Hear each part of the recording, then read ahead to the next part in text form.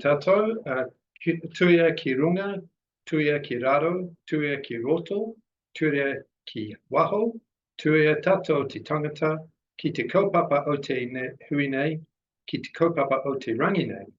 Mōri ora ki kia tato katoa. Kia ora. Thank you.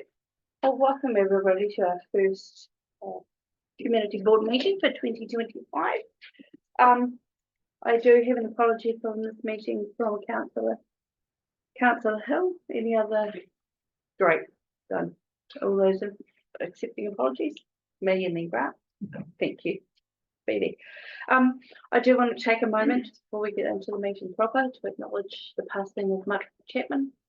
She was a very gracious addition to our table when she sat with us. Very gentle, very. It felt for me personally. I felt very safe with her in this space, being able to explore questions and ask the questions. And she will be greatly missed in our community. So, did anyone else want to say anything? On a similar but different note, just the passing of our CEO Leonie's husband too. I'd like to acknowledge that. Yeah. Yeah. Yes, just returning to Macquarie, she was as poised for conservation too. So she loved coastal birds and and she was quite active in that space. So she'll be missed. Greatly missed. And yes, Grant acknowledging. Yeah, and I acknowledge the past Leonie's husband. Might add a number of other staff have lost their parents over the summer break as well, so it just seems to be a few of us. And then the group manager, one of the section managers had to rush off to South Africa to acknowledge the passing of his regarded as his death.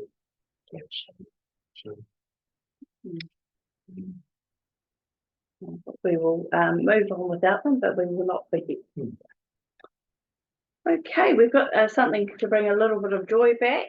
So I have the honour of presenting a medal for bravery to Mike. In 2021, Mike and a friend of his risked their own lives to save.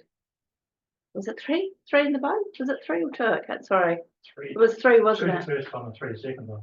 Oh, lordy, two rescues. So we have had a ceremony for Mike, but his medal has only just arrived. So we've dragged him back in and we've made him come back so we can congratulate him and thank him all over again. So Mike, if you'd like to step forward.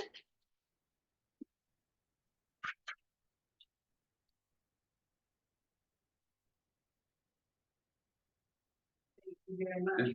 Okay. Oh, there we go. Give it to him. Oh, there's two.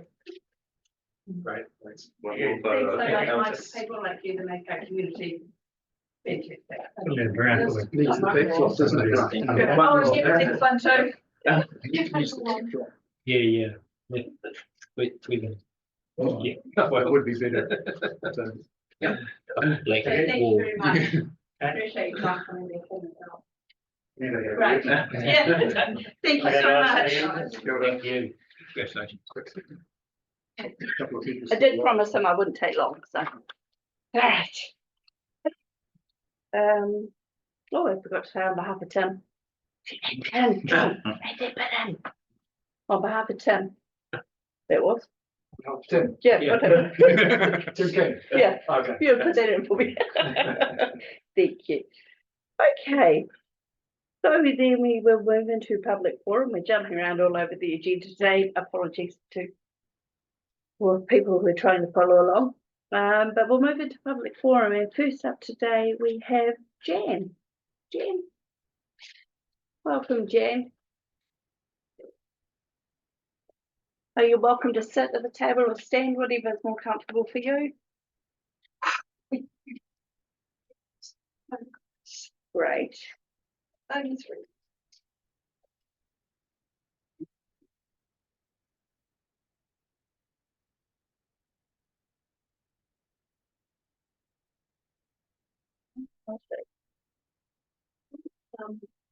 Which owner and and sometime in late December, 5 of these plastic drain pipes were placed in the entrance to the estuary on the, those are the buckets and the remaining bits from the wharf that was in Coupon back in the coal mining days. And they have been, I've had my batch there for 18 years, and they have been marked well, they still are with 3 buoys. But these are plastic drain pipes, and they are drain pipes. You can see they're from a house because the top has got a large bit slots up into the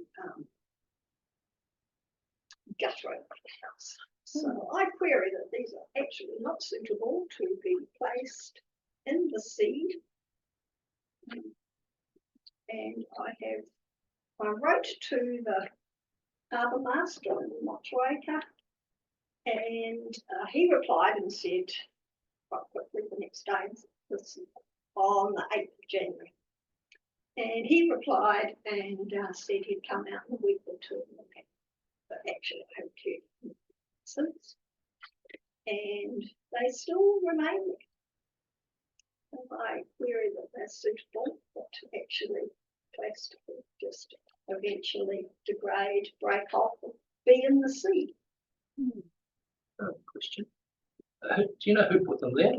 I personally don't. No. So you don't know what the If purpose it's is? official or unofficial? right, I believe unofficial. Okay. Yes. Oh, I see. So they replaced the boys. No, the No, boys, the are boys, boys- there. boys are the proper markers. Yes, Right. the boys are the proper These seem to markers. be supplement the bottom right. Yes, bicycle markers. Yes. Oh, I see. So not an official TVC. No, Right. Right. No. That's why I was asking. I was looking at the I photos. also question that if you're going to do this, you should have this consent. Yeah, So- absolutely. Basically, it's illegal and should be removed. Board will seek The board will, seek advice from staff. yes, we will. Need a few drinks. Oh, absolutely. Okay. It was do you have anything else? No, Fantastic. We will seek advice from staff okay. and come back to you. You've got my email We do. address. Yes. Thank you very much. Thank you for your time and bringing this to us. Yes, well, it's a divisive thing in the community, as I Joe, imagine. my next door neighbour. Are they, Yes, they're totally, you know, like they're right in front of me. That's are they a bit too deep into the ground just to pull them out? No, yes, now. Yeah, I was just going to say, they have that. How were they put in? Well, I can only say that when I first saw them, I went and looked at them and my son, and he said, "Oh, they've put a wooden, like a post or something, into the ground, Oh, and then, they've put a screw in oh, to okay. See, pull them in. So how far down the post is and what it's made of, no idea. Yeah. But yes, they're somehow put on. And the screws are not very high, so I don't think the post would be as high as the plastic, because they're about, how tall do you think they are? Joe? Oh, 3 or 4 meters. Yes, yeah. somewhere between 3 and 4 meters tall. hmm, And yes. surely, Thank you. thank you very much. Thank you, Jen. Okay, and now we're going to pull Cynthia has a discretionary fund application of which she's going to speak to us. We've moved it up to public forum so she can not have to sit around for. I'd just like also to acknowledge the passing of Mark Abraham Chapman, who was nominated by Manukau Kinova to work with Forest and Ward on our Surebeats campaign.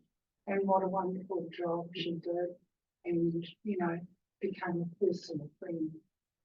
Quite a loss to me. I'm here today to talk about the funding application for the Rotatai and the Onaho sand pits. Both of these sand pits lie within Forest and Reed's Three Rivers project. E Toruna Awa ko Tākaka Kono Piko Onaho. And these sand pits are Crown property. And we have permission to manage them as wildlife reserve. They're roosting and nesting places for hundreds of shorebirds, not nesting, but hundreds of shorebirds roosting, and for variable oyster catchers nesting. We had 2 incidents, one on each sand pit, where we had vehicles ride right over the top of nested and oyster catchers. And so we decided we'd put up a barrier, which is 50 by 50 stakes, and we have an orange poly tape that stapled and goes around to each one. And the distance is considerable, it's over 1 kilometre of barrier in both places. So we erected these signs, okay, to say we had a temporary barrier, and that was to protect shorebirds.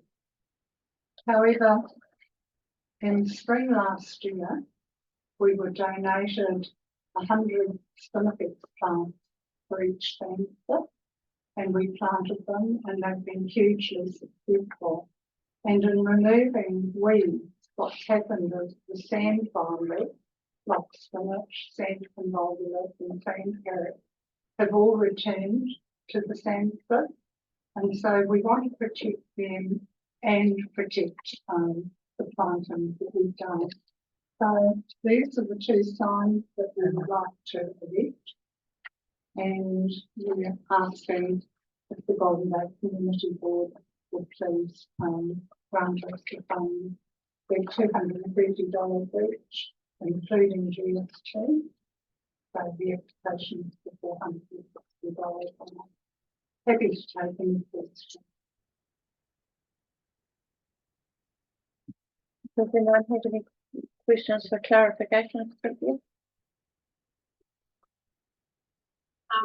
Yeah, thanks, Cynthia. I'm just wondering, do you think that the writing is big enough, or is it because of the scale is much smaller here, but you're confident that the writing and the picture would be big enough to be read? They're 400 by 600 signs, and they'll go on 2 posts, and they'll be low to the ground. They won't be, nothing there. And, the sand that is higher than the beach in the tide area. So, I just see the difference between that and I know that it's it's really much the smaller. photocopying. Yeah. That's done Yeah, that, okay, really. because that's very clear, isn't it? It is, and I just want to say that in terms of protecting the sand, that the barriers have worked really well, as have the signage. It's been respected by the Onaho Road dog owners, people with horses, people with vehicles, walkers. We've never had anyone trespass onto the sand pit. Yeah. But we feel that now we've put all this effort and energy into planting, we need to protect those as well. And have you had any interaction with the TDC staff around the signage? Are they? What's the name called? Oh, okay. Yeah. All right. Do have a question is, so it's not temporary anymore? No, Okay, we used to yep. take them down at the end of the nesting season, at the end of March, and put them up at the beginning of November. But now we want to leave them all year round because of planting. Before it was only the birds, now the planting and the birds. I wonder if it'd be cheaper and more effective just to have a sign like the top one, the temporary one. Because I'm a little bit like Celia, I'm not sure if the wording is necessary if people will actually stop and really look. That says it all. And if you just add flora and fauna, so it makes it across the board. I wonder if getting rid of the temporary, if that's enough. But It wouldn't be for forest and bird because our signs are educational. We want people to learn about things, but we want them to understand what a sand pit is. It's not the beach. And many people think it's just the beach. And we want them to know what plants are there and learn about them. And this is why we've got photographs of the spinifex and the sand convolvulus there. So people can actually look at the sand, but after they've looked at the sign, go, oh yes, there it is. So it's educational signage, it's not just a notice, which the temporary barrier one is. Any other questions, clarification? So just, will these signs go right where the barriers are? They'll go, yeah, right on the edge of the barrier, they won't be on the beach. Yeah. or- And they're not going to be sort of where it exits the beach. No, dear. They'll be between the first two stakes. Right. Yeah. And they'll be on the sand pit itself. Right. We do go back a bit, just to, with the barrier to the tide. Yeah. Yeah. High tide, alert tide, the storm surge. Just that's one question around the location. So it's on council's reserve land, and you have the authority to put them there, No, it's No. Crown land. Crown land, Yeah. and so have you got authority? Yes, we have. Right. We're allowed to manage both sites as a wildlife reserve, And that includes putting the, signage, barriers. does that come from Doctor? planting. No, from Afterwards, okay. yeah, property manager.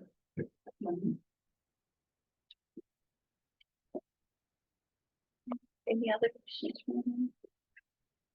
Great, thank you for coming in, Cynthia, we'll consider that at Thank you. the correct time, but this just saved you. Something, yeah. No worries at all, Appreciate that. nice to see you. Okay. That brings us to the end of our public forum. Do I have any declarations of interest concerning any items on today's agenda? You're not part of the Forest and Bird, Robert? No, no, thank you. Just checking. Right, confirmation of minutes from the December meeting. Can I have a mover that they are true and correct record, please? Sorry, through the chair, Oh, did you want sorry. to take the decision for for the application? Oh, we could talk about it now, or we could, I was just going to bump it If back you down did it to. now, then you can just close it. Okay, yeah, all right, shall we do that? Okay, yeah, let's go. Yeah. My only concern with the was the staff and but it sounds like she's talked to Lynn, she's talked to reserves, so Yeah, these areas are tricky because they're sort of no man's land really, yeah, and so you know, nobody wants to take ownership of them, and they're legally they're just owned by the Crown, and Lynn's is down in Queenstown. It's still in Queenstown, but anyway, they. So I support the application. me too, Yeah, me too. great, that's easy. Give a mover I'll and move a for second. that, I'll move that we grant the discretionary application. Henry, all in favour? Lovely. I guess we're taking it that it does contribute to the council's community Yeah. outcomes as per long-term. Yes, we are Sort of assuming criteria. that that is Well, all Take it tickety as read, boo. given that you're looking after Word. wildlife. Yeah. And the point with, I take your point, Grant, about the less wording on signage, but I do quite like the Oh, I love the educational educational aspect perspective, too. I yeah. just think often less is more. Less is more You know, signage, the yeah, impact thing. definitely, yeah. You know, yeah, just a big no, yeah. but yeah, no, I see what you're saying. And just returning to my point, Yes. the first of those community outcomes is our unique natural environment is healthy, protected and sustainably managed. Big old tick, So I think we get check on big old point number one. tick. Right, all right, they're good. Can we put that in the minutes that we're Recognising the Recognising link- the community link to the outcomes. community outcomes. Thank you. We are a good community. Good. All right. Confirmation of minutes from December. Can I have a mover and a second for those, please? I wasn't here, so I can't move or second. I will. Right, moved by Deputy Chair Knowles. Seconded by Board Member Dixon. All those in favour? Lovely, thank you. No late items. A slight change to our presentations. We no longer have the presentation for the plan change 81. I'm assuming that will come back again at some stage. They need to speak to council first, and then get some direction, and then they'll come back to the local communities. So Excellent. I've So- just got a question. Oh, yeah. So can we have that as a proper presentation with material?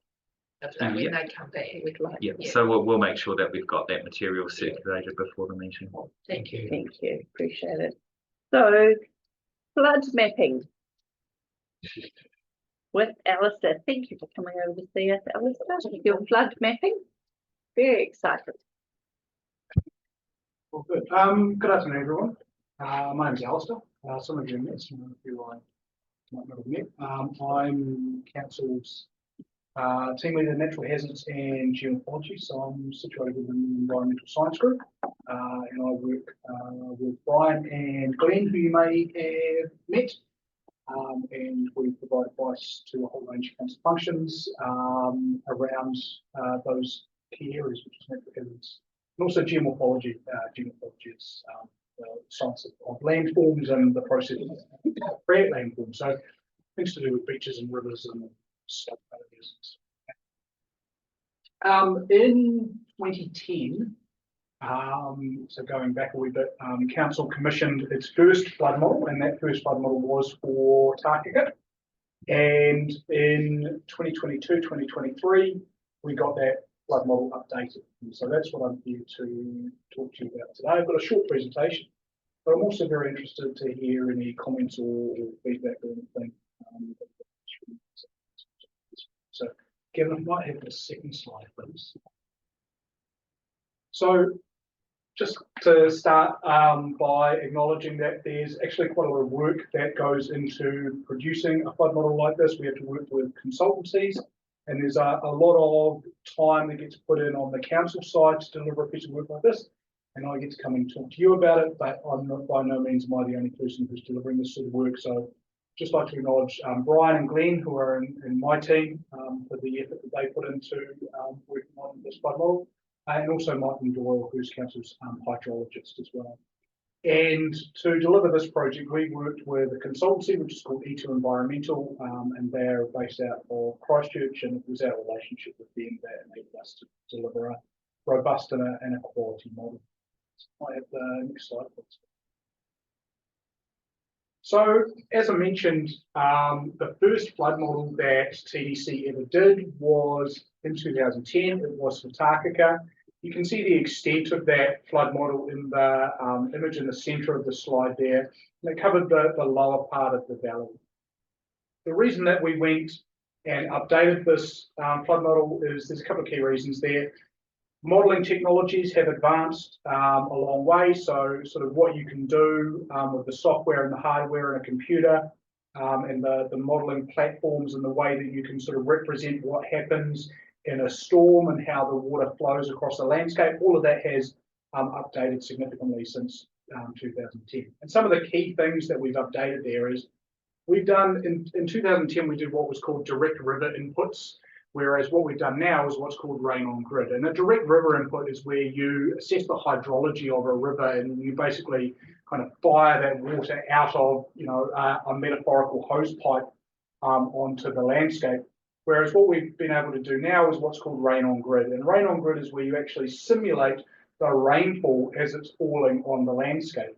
And the key difference there is that rain on grid, if you've got a small area in which water is likely to pond, you'll pick that up on rain on grid, whereas you won't pick that up if you're directly injecting the water unless the water has some way that it can actually flow to that area. So the results that we can get with rain on grid are much more representative of what we see in the real world because the model more closely represents what we see in the real world. We were able to achieve a much greater resolution in terms of the way that we're representing the ground surface in our most recent model. So our 2010 model had a 6 metre cell size, so each grid square in the model is 6 metres by 6 metres, whereas the smallest grid size was about 1 metre in our 2024 model. Because of the changes in, sort of computing power and that sort of thing, and we're able to model a much wider area. So you can see in the diagram in the upper right of the slide there, that the 2024 model covers a much larger area of the valley compared to the 2010 model. 2010 model was just a little red square that I've drawn over the top of the figure illustrating the extent of the 2024 model. And the final sort of update, and the reason why we did this is that we've got new climate change scenarios that we've been able to incorporate into our new model. And the climate change scenarios are a way that we can look forward in time and we can understand, well, what might the effect of climate change be on flood hazard in the Tākaka Valley in the future. Because we don't just need to plan for the community today, but we want to make sure that we're keeping the community safe and resilient into the future. Might have the next slide. Now, one of the key things that comes out with any model is how representative is the model of the real world? How real is the modeling?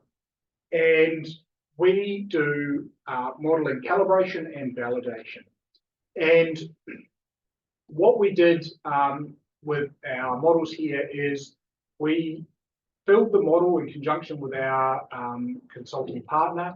And then and there's a whole range of assumptions that go into building a model like this. So you're representing the ground surface, you're representing some rainfall, you've got representations of land cover, and you've got representations of how quickly water infiltrates into the ground, all of those sorts of things. And even in Tākaka, of course, we've got to make some assumptions and about how we represent the karst geology in the valley as well. And what's really key is that we're making assumptions, and assumptions are necessary because we don't have perfect information. And our model we can't do the stuff one-to-one scale or anything like that.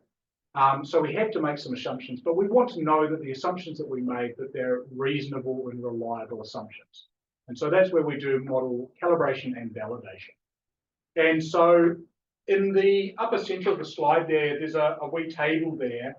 And what we did was we've got flow gauges, which is in the left-hand column there. So we can see Tākaka, Ikotinga, and Peak measured flow for 4 different flood events there. And then once we built our model, we ran that same sort of rainfall through the model, and we measured what sort of discharges we were getting at that same location in our model. And this enables us to sort of go, well, if we put this sort of rainfall through our model, are these other assumptions like land use cover, like infiltration rate, like the way that we represented the karst geology, do they all work in a way that's representative of the real world, so that the flow that we get at the Ikotinga site in our model is pretty damn close to what we get for the real event. And the same sort of things there in those 2 graphs there. We've got a model validation for the June 2004 flood event, and the same for March 2016. And some of the different curves there are just gauges, real world gauges, again from the Tākaka at Ikotinga. We've got Tākaka at Harwoods as well, which is further up the valley. And we're just checking to see, well, how closely do our model gauges represent what we actually saw in the real world. And the good news is that the model and the assumptions, they all stack up. And when we run and we try to replicate these historic flood events in our model, we get very good agreement, which is very nice. What that means is that when we are looking to model something like what we call a 1 in 100 year flood or a 1% AEP event, those are the same things, it's just different ways of referring to them. We can be sure that what we're seeing in the model is representative of what would actually happen if we had that actual rainfall in the valley. So it might have more slide. So just some photos here as well to illustrate how we do another way that we can do the model validation. So in the lower 2 figures there are screenshots out of the modelling, and the colours there are just illustrating water depth. So the red is deep water, that's the main Tākaka River channel, and then we've got different water depths. And in 2016, Glenn, I think it was, flew across the valley in a helicopter and took a range of photographs as the flood was on the falling limb, so as the flood was receding. And we were able to match those photographs in those particular areas with our model of the 2016 flood. And the agreement there is quite close. So the way that the 2016 flood is represented in terms of where the water is located across the floodplain, that reflects quite closely what Glenn was able to achieve with his photographs. Next slide, please. So we validated our model using 4 different floods there from 2004, 2016, 2018, and August of 2022. And then once we've got our nice validated model that we can be sure is going to give us robust results, we ran a range of design floods of different sizes through there. So we did what's called a 10-year flood, a 20-year flood, a 50-year flood, which is otherwise known as 2% AEP, a 100-year flood, which is a 1% AEP flood, and a 200-year flood. So we've got a nice, really big flood there. A 200-year flood, it's not like a Cyclone Gabriel size flood or anything like that, but it's helpful for us to have a really big flood so that we can know what the impact of a big flood in the valley is. And then we also modeled future climate change effects, and we did that for the year 2130, and we modeled, basically we did those sort of 10-year, 20-year, 50-year, 100-year, and so on, using what's called SSP 5.8.5, which is a business as usual climate scenario into the future. And that's because we want to understand what happens in the future if the climate warms and we have increased amounts of rainfall. What is that going to do to the flooding? So if I might have the next slide, please. So just to wrap up, I think this is my last slide. But just to kind of give you a bit of an illustration here, this is a 1% AEP flood event at present day. And this is very similar to the flooding that occurred in 1983. So the flood from 1983, if we do the statistics on that, that comes out to something around a 1 in 85-year flood, something like that. It's within spitting distance for 1 in 100-year flood. They're very similar. If we look at some of the maps that it would have been the catchment board produced for the 1983 flood. The flood extent for 1983 is very close to what we see in our present day 1% AEP flood. Obviously, the image on the left there is the upper part of the valley. The image on the right is the lower part of the valley. You can see that in a 1% AEP flood, and we've got water leaving the channel. It's spilling out across the floodplain. You can see the water's flowing across Bridges Hollow. Water's also flowing across Waitapu Splash. So getting into or out of Tākeka during a 1% AEP event, it's not really feasible. And we've got water flowing down the Waitapu River as well there, which is going to flow across a number of the roads as you're sort of heading out to the east there as well, which will also cut off transportation routes. Yeah, I am interested if anybody's got any sorts of questions or anything about that, but otherwise I'll just move on to the next slide.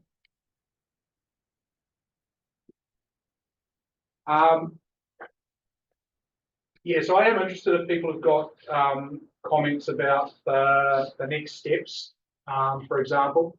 But just to sort of sum up, we've got this new modelling. We've put a lot of time and effort into working with our consultants so that we can be sure that when we're running these design scenarios, that if we had that event happen in the real world, that it would look very close to what we've been able to achieve with the model. The new model, the 2023-24 model, it broadly speaking, has a bit more water through Tākaka compared to the results that we got in our 2010 one.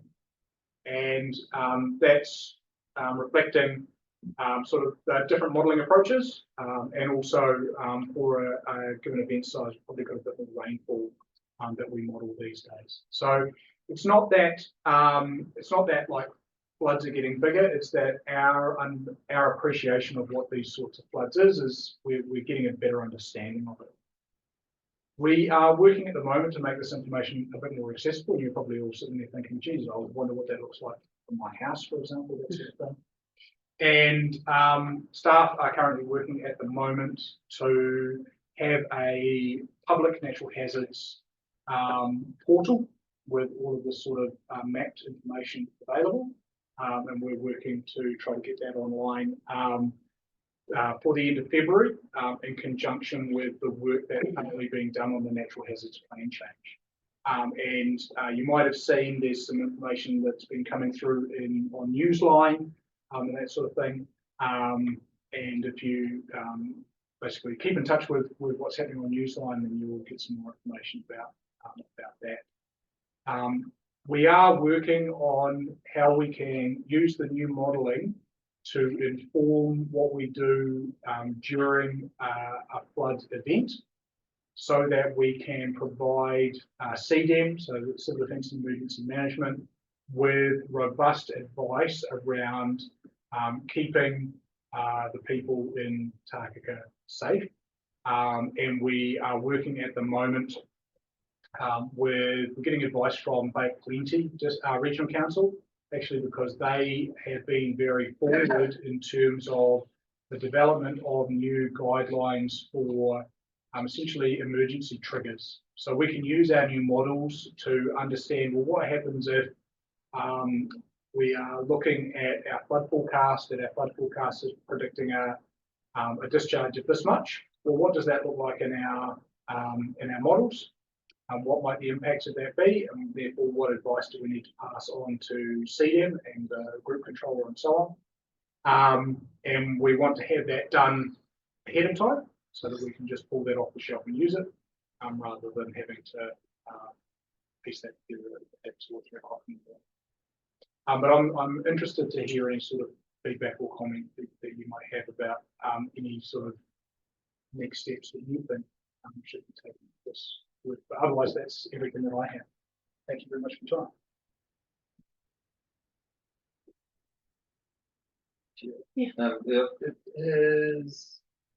Have you, or are there plans for similar mapping for Aorere Valley and Collingwood area? We don't have any plans to do any mapping for the Aorere or Collingwood area at this time. So to put that in context, that's about a $90,000 to $100,000 piece of work. And what I would say, generally my understanding is that the community in the Aorere Valley has a very good handle on what the flood hazard is to, for example, their dwellings and that sort of thing. And so at this point in time, we haven't perceived that there's the need to invest in a model of this level for somewhere like Aorere. But I'm always open to getting feedback, for example, that the community sees a particular need, and that's a conversation that we can, that I'm very open to having. And then obviously it leads through to having a conversation with the councillors about, the budget and the need and everything in that space. But if you've got, if you're perceiving a need in that space, it's something I'm open to discussing. There's development increases out there for houses being built. It might be look at down the track. Absolutely. And what I would say, generally is that, for example, these days, any kind of development that you're going through, where the natural hazards team is involved in the resource consent process. And so natural hazards is something that gets assessed for these sorts of developments. And so, for example, if somebody's looking to do a subdivision or something like that and do some development, then flood hazard is absolutely something that will get assessed. And then in that way, it's kind of financed by the developers and so on for those particular developments. Yeah. Rather than say the ratepayer at large. Yeah. Kim, did you want to come in? Oh, let's see, please. Oh, yeah, my question was, just to go back to that picture, the last picture. Just in terms of how you intersect with resource settings and whether or not, because there's always mitigation, isn't there? And, you know, one of our big questions is development within this triangle footprint of Tākeka Township. Yep. So that's, you know, because there's quite a few things to weigh up there as to, you know, if you say, well, the flood hazard is so great that any more development, well, then where does that leave the Tākeka Township? So what's the sort of the framing of your advice for resource consents? Do you just say, right, this is such and such a flood risk, and then the resource consent, the planner takes it into account, or you know, or can you say, well, there should not be any development there? I just be interesting to know how that kind of dialogue works between the two departments. Yeah, absolutely. So, so we provide the planner who's processing the consent with advice about what's being proposed, what information that we actually have, and I can't really give you this is absolutely how it goes, because it's very much on a case by case basis.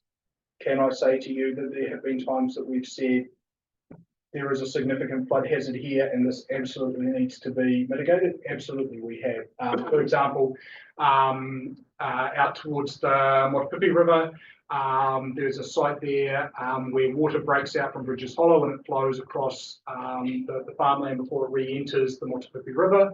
And there was somebody who was wanting to build a house there a couple of years ago, and we required that they build the ground up so that that house was going to be a safe place of refuge during a flood event.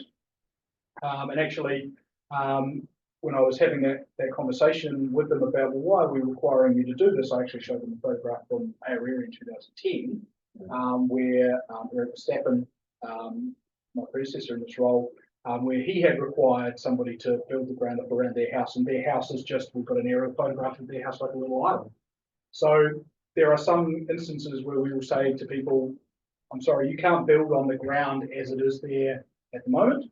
There is a significant flood risk. The only way we're going to let you go forward with this is if you build it up, and here's an example of why, why you need to do that. Whereas, down the other end of the scale might be that we've got a site where there is an overland flow path. So what that means is that when we have a lot of rain, we have the stormwater system, and I don't think we've got much in the way of stormwater infrastructure here in Tākeka Township, but we had a stormwater system that gets overwhelmed, and then water starts to flow across the ground surface, and we might have the model might show, all the information that we have is that we get some shallow flows of water. And that just might require that the way that you design your development and where you sort of put that water around your property just requires a bit of thought. And it might be that you can, do quite little work to actually do that.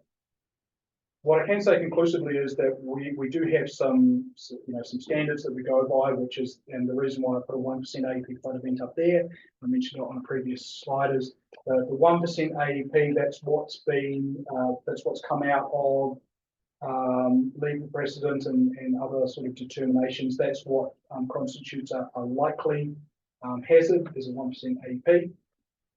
So if people are saying to us, we want to go to less than that, then we want to sort of understand what other sorts of mitigations they might have in place. And it might be, we can't build the ground up, but we're going to put the house up on piles, for example. And what we do in that case then is we say, that's okay.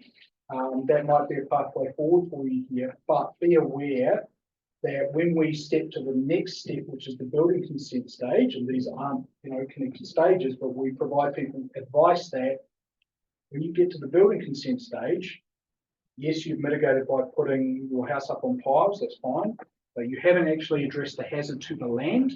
The hazard to the land remains, and actually at the building consent stage, we are likely to recommend a hazard notice be placed on the title under section 71 to 74 of the Building Act. And we sort of say to people back at the resource consent stage, you might want to go away and talk to your bank, to your insurance company, about what the implications of that are, because coming down the line, maybe you want to address it here, because, for example, then I want to build the ground up, great, but we just need to assess that because we want to make sure that you're not having any offside effects, that, that your neighbours who's living over here, that they're not suddenly going to get flooded and so on. So it's a bit of a moving feast.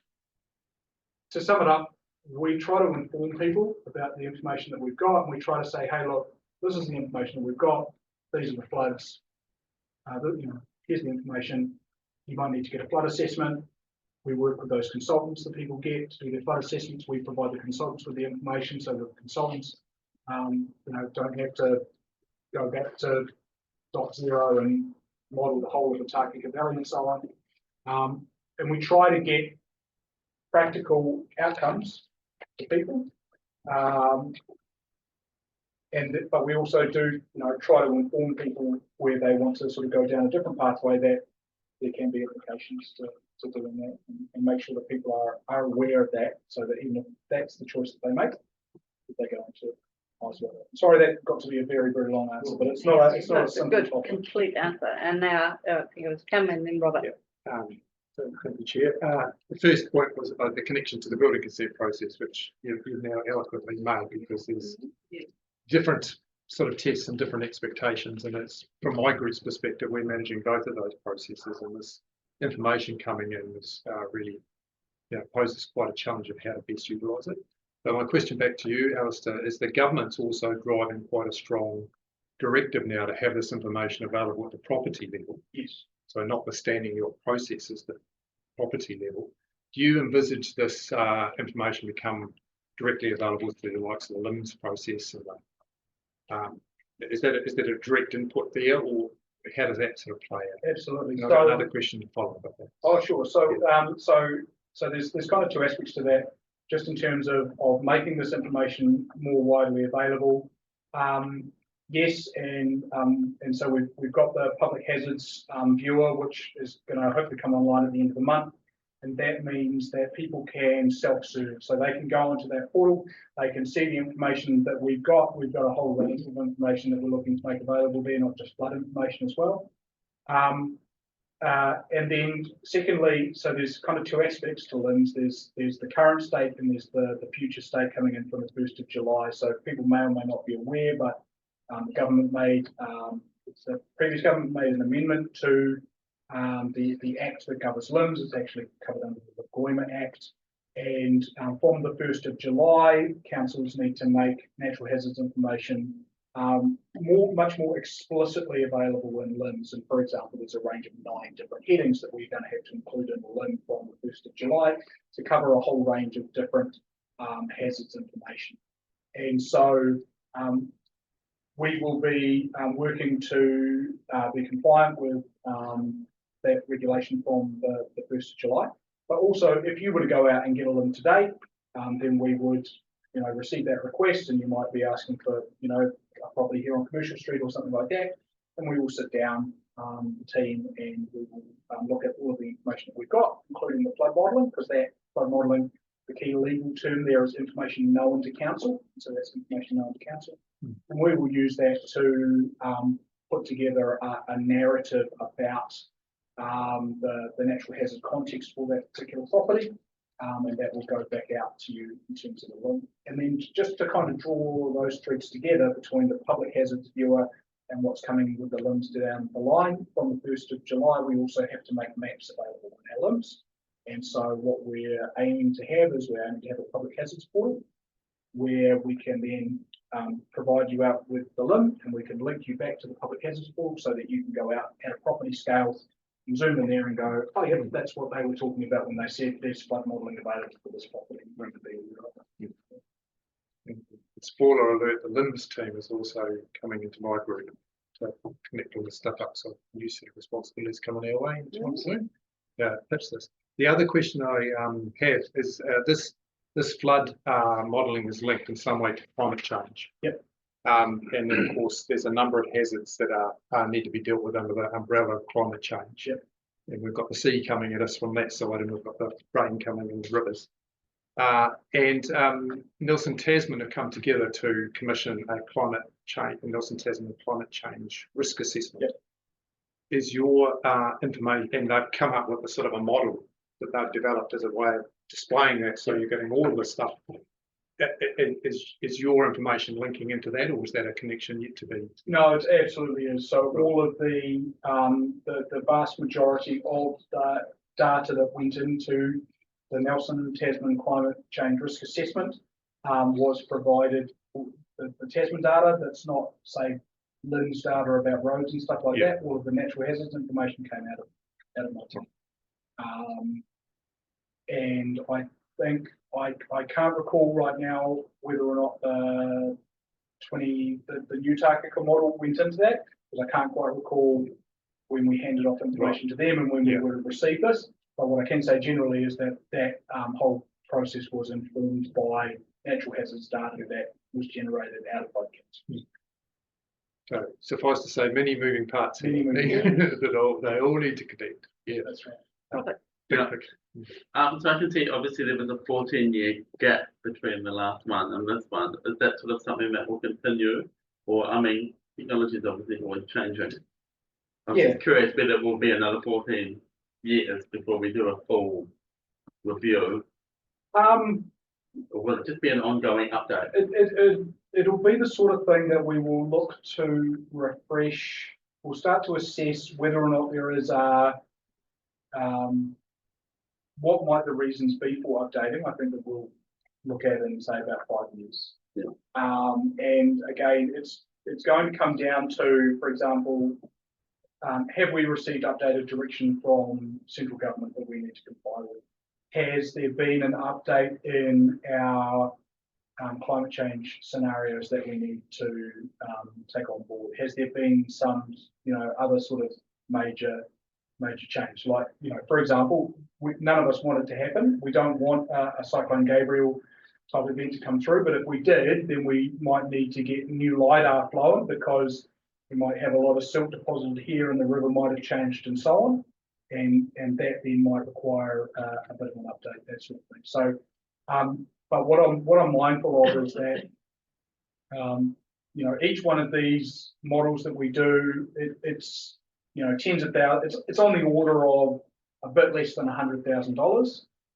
It does take a bit over a year to develop, and that's mostly on the part of the consultant, because they've got the expertise in terms of the modelling.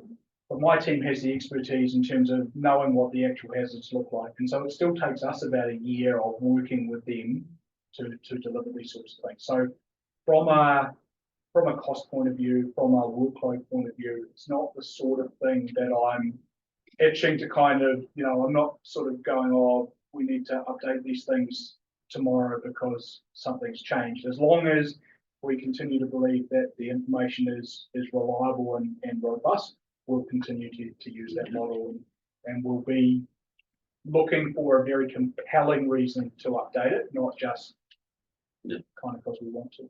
Okay. I'm just following on, well, sort of, I'll keep it short. I talk to a lot of people sometimes, and then they always bring up the 1983 flood, and then they always go, oh, but now the Mackenzies have got a flood back.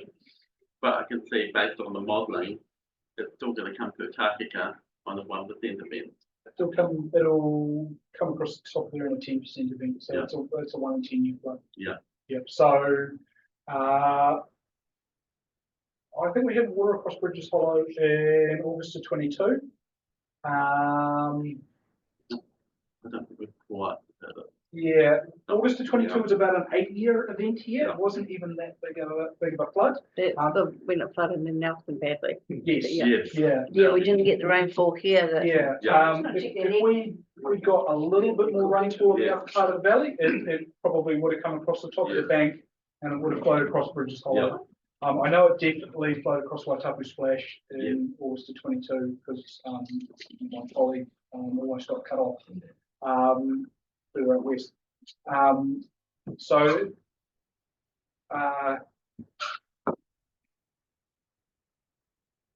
Bridges Hollow is not the be all and end all of flood protection. Yeah. It's a simple way of putting it. Yeah. It affords a level of protection for a smaller flood, Yeah, keeping the water in the river, but not for not for a repeated night. I don't know if the community is very aware of the level of risk.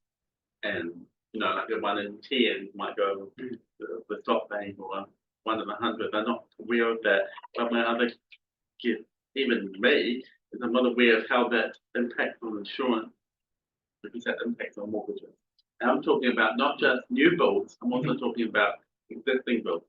I've lost count of how many people have said to me, what insurance company do you use? Because I can't get insurance when I'm trying to buy a house. So I tell them, actually go and talk to the existing one, because genuinely they've got enough information that they will insure you. But there's that ongoing, I'm going to say it's almost like confusion between the hazard notice and the insurance company, constantly having to explain that in quite detail, even to the point where I had to take photos of my house to show them that like 6 meters in the air on top of a rock to prove that I would never flood. Yeah, I can only sort of comment generally, but Yeah. for example, I've been in conversations with ratepayers, say in Motueka, where they've been having conversations with the insurance company. And I think that there are parts of insurance companies that understand natural hazards very well, and there are parts of insurance companies that don't. And generally speaking, I think probably the people that you deal with when you phone up on the phone are the people in the insurance company who are least likely to have that context and that nuance. It is very challenging. Yeah. What I would hope is that as we're making information more widely available, so and I should say, we're making information available to the public, but that doesn't mean that insurance companies aren't doing their own work. So making this information publicly available doesn't mean that the insurance companies are suddenly going, oh yeah, we better get onto that. Insurance companies are in the business of, they are in the risk business, and the risk business fundamentally is an information business. And they're all about the information. They've already got, information about stuff that's but if we're able to make that information publicly available, the Natural Hazards Commission is making information publicly available and so on, it helps to drive that level of awareness and also that sort of communication as well. But I understand, it is very challenging as a homeowner to try to navigate that process. It's very challenging. Celia, you have a question? Yeah, thank you. Oh, you got another. Yeah, sorry. that's me No, done. you're done? Yeah, look, the farmers in the valley always bring this up, and Kenzie brings it up about how the Takaka River cut. Which cup? Well, the one right down by the sea, by Okay, the coast, and that changed the pattern of the flooding in the valley. I'm just saying, this is what the institutional, historical knowledge is. So the latest kind of add on to that is that there is an understanding that cut outlet is now building up with sand and it's actually forming a barrier. So that is actually affecting the effectiveness of that cut from barrier. And is that kind of being taken into account? Or not? I mean, it's a very hot topic Okay. Yeah. So, the first bit, is it being taken into account? When we built the model, for example, we used the most up-to-date information that we had about the bed of the river. And we were able to take advantage of a bathymetric survey. So that's basically an underwater survey that was done of the riverbed in about 2021 or 2022. So that went into the model. So oftentimes you don't have a full model of the bed of the river in that good representation in your model, but we do in this model. So in terms of the river state in 2022, more generally, in terms of your question, yeah, you would expect when you put a cut like that in, and off the top of my head, that cut was put in early 1980s, but I can't remember the date of the photo that I've seen the cut being put in. That's when that sort of channel will be the most, what we could say was hydrologically efficient. And that is to say that it's, there's going to be a point in time where it's going to really efficiently convey water and sediment and stuff through. And the way that these sort of channels work at the mouths of rivers is they look very much like that bell-shaped kind of population curve.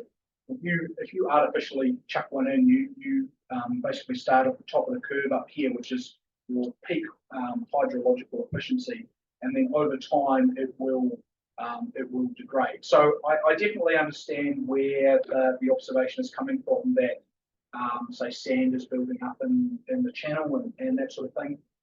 Then it comes down to, well, is that going to have an effect on flooding, for example? And yes, it would do, but I would say off the top of my head, without having run any particular scenarios or anything in a model or anything like that, it is, but it's going to have an effect down the Waikapu, sort of Waikapu splash and out there, up here. Thank you. Thanks for that. Any other questions or comments? Thank you so much. It was actually more exciting than I expected. So thank you. Yeah, we'll have Appreciate your that. time. We'll have that mapping online hopefully on the end of February. Cool. And you might not see, we're going for a bit of a soft launch. Is it okay if I talk about it in Newsline for my board matters report? You Uh, can take it out if you don't want me to, and you might want to tell Joe too. Well, so I think the first time that we're really going to give the public a URL is probably going to be towards the end of March, because what we want to do is we want to get it online, we want to load test it and all of that sort of thing. So we want to make sure that when people are really interested, that they don't go on there and the website goes down. I'm not going to ask Joe to report or not report about anything. Okay. I'm not doing that, Oh, because this is all public information. But yeah, so we're going for a soft launch towards the end of February. Okay. And then I think that the first time that people will really get perhaps front of mind awareness of it is when so we're sending out some information about the natural hazards plan change issues and options. And that's coming out at the end of March, and that is going to definitely include a link to the natural hazards viewer, so that people, if they're sort of interested in, well, what are they talking about, some of the issues, options for flooding, they can go and have a look and see the information. Thank you. Very much appreciate your time today. Yeah, it's nice to meet you all. Know who I am, so if you get any questions or anything that come up or anything like that, please feel free to just recommend that people contact the council and the natural hazards team or direct them to me or them. I'm going to have them answer any questions. Thank you very much. Oh, nice to meet you. Okay, 207. Has Kat, we got Kat? Is she ready for us? Here's Kat. Kia ora, yes. Just do a quick sound check. Everyone hearing me okay?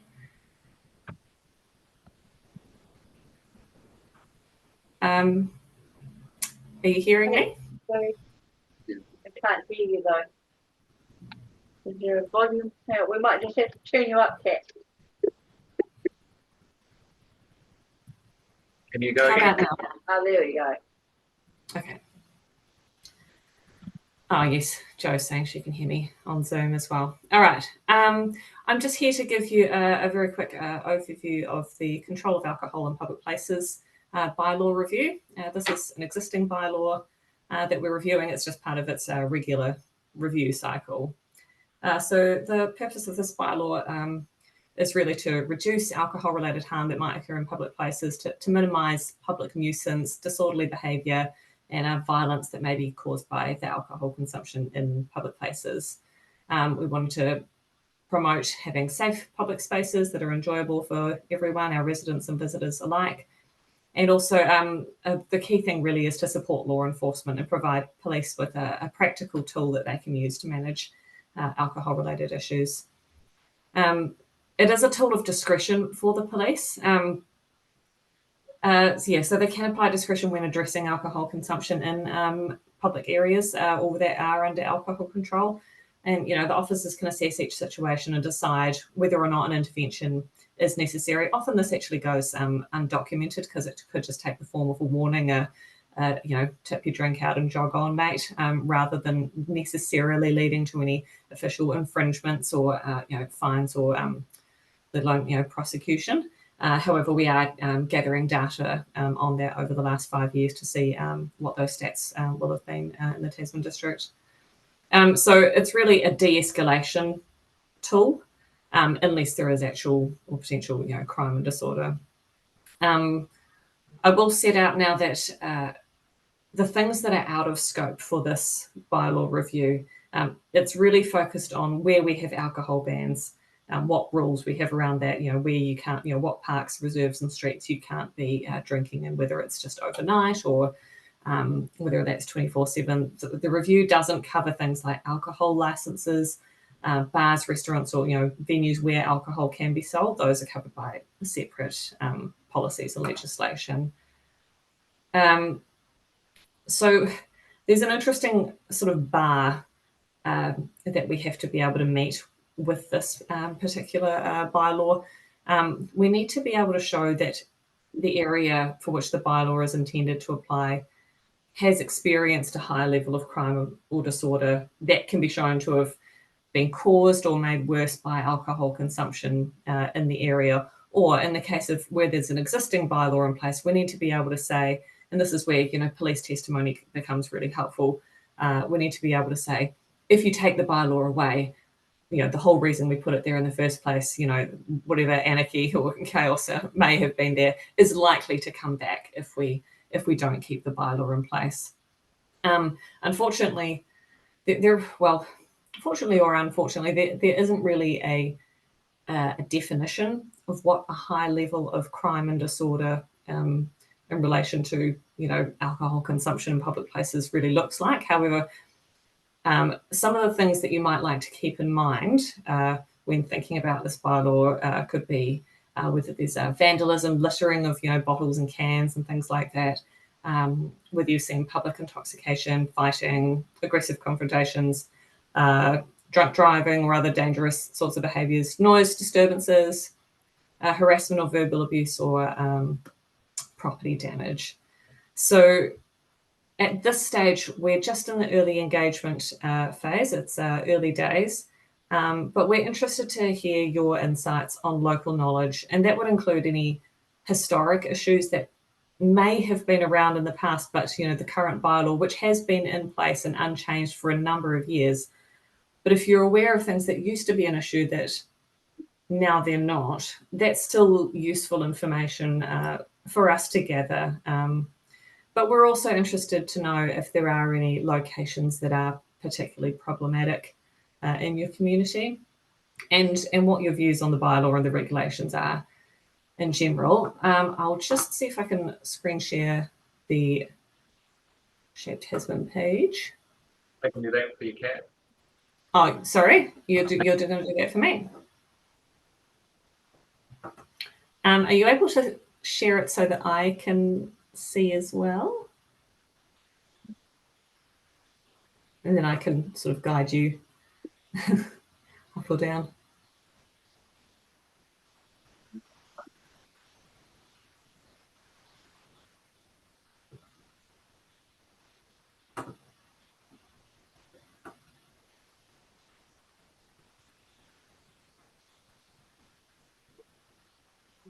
Maybe I'll just mention just the system.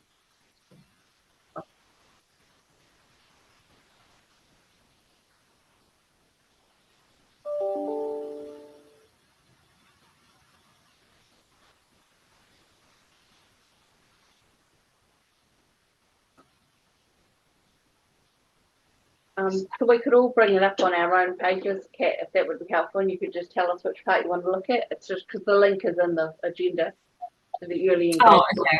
Day. Yeah, I mean, it's really just running through the information that I've already told you. So it's not necessarily vital that you have it in front of you. I might just refer to it to myself as a bit of a prompt.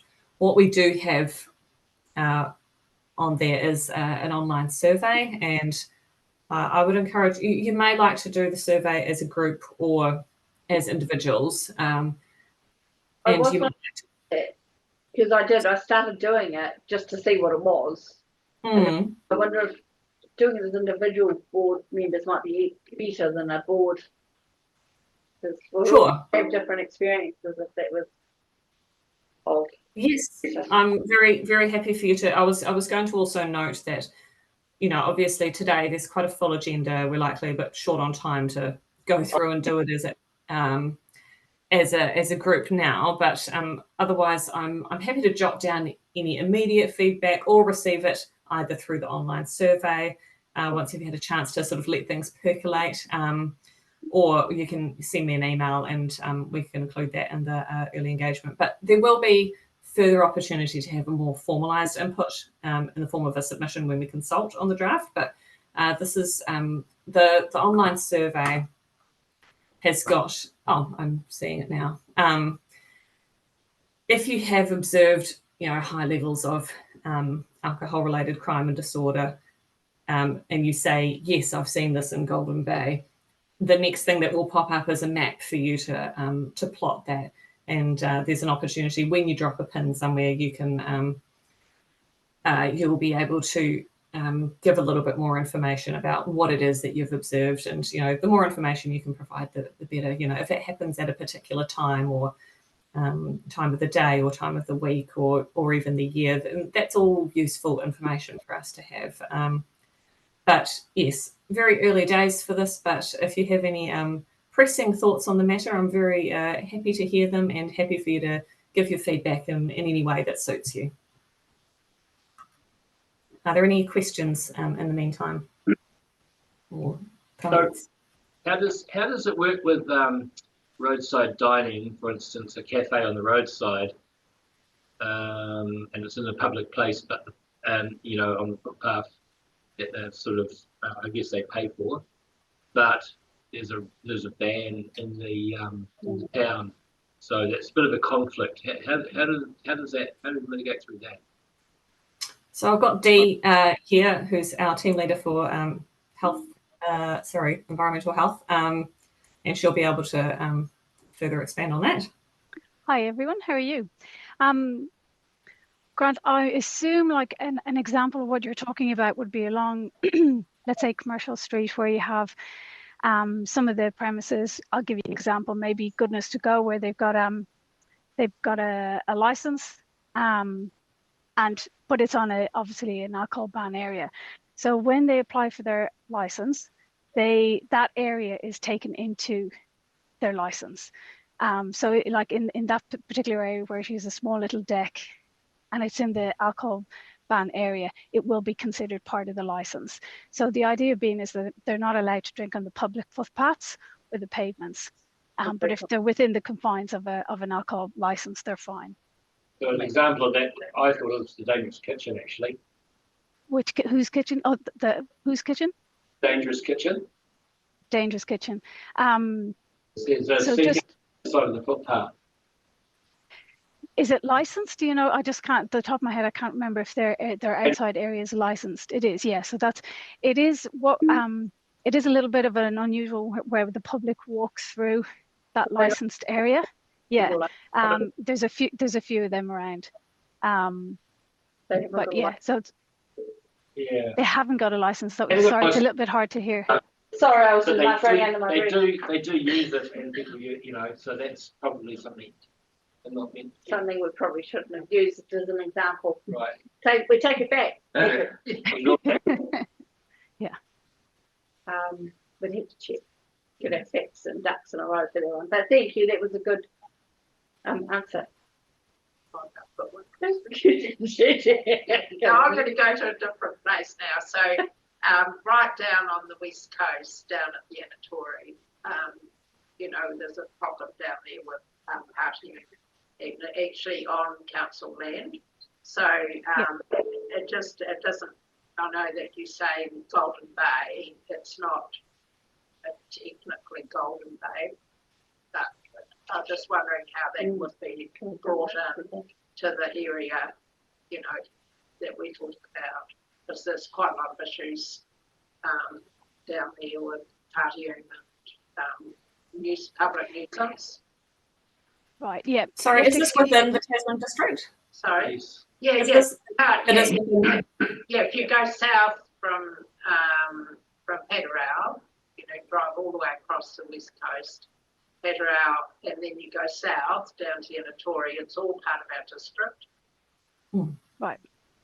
Okay, I can't really hear all that well, but what I'm picking up from that is that you've got a council area where, did you say there's partying going on? Is there a licensed premises? Missed that bit. On the road. Okay, but no premises, it's just an area that people gather in and yeah. Perfect example of why this bylaw is required. So if, for example, this isn't an area that's included in the bylaw currently, that's where Kat's been saying, if you go in and on the survey, pop a pin in and say, the concerns that you have, because this is something that we can add into that bylaw. Obviously, Tasman is such a huge area, it would be impractical and probably not necessary to include all of Tasman in the bylaw. But if there are areas of concern, we can include that in the bylaw, and then it can be help the police in terms of enforcement. I hope I understood that question right, if that's the, No, that's good, thank you. Any other questions? Does it also cover LINs? Any land that's not actually, that's private? Well, LINs is kind of public land, isn't it? Crown land. So are you talking about like a field somewhere where they all go and have a party and that type of thing? Or is it like a public space? Well, LINs, there's pockets of land, say, this is not probably the best example, but under the Waitapu Bridge. Just riverbed. Right, yeah. Does it cover that? I might need to check in on the definitions within the legislation, but I think just public places in general are off the top of my head, but I'd have to confirm that. Yeah. Thank you. Anything else? So my feeling is that we individually respond to the questionnaire, but I'm happy if the board want to meet to workshop it and do it as well. When it comes to time submission, I think that's when we workshop it and come together as a board. the stages. As in June. Yeah, it's in June on the draft bylaw. So I think if we all submit to the early engagement, that would be a good start, Kat. Great. I'm happy with that. And yeah, if any other questions come up along the way, we're happy to answer those. And also, once we've got a bit of an analysis done of what the early engagement has come back with, we're happy to share that with the board as well. One of the things that we'll be gathering, we've got an Information Act request in with the police. So we're currently, I think I mentioned earlier, we're getting the last 5 years worth of data for various locations, mostly centred around where the current alcohol bylaw restrictions are, and then a little bit around the outside of them, just to sort of determine whether or not there's a difference between the way people behave in and out of an alcohol ban area. So once we get some of those results and make some sense of them, we're happy to provide the board with that information as well. Great. Thank you so much, Kat. Really appreciate your time. Thank you. No problem. Thanks, everyone. Okay, it is 2:23. We've still got a little bit to get through. Would anyone like to have a little comfort stop, cup of tea, water, come back in 10? All right, perfect.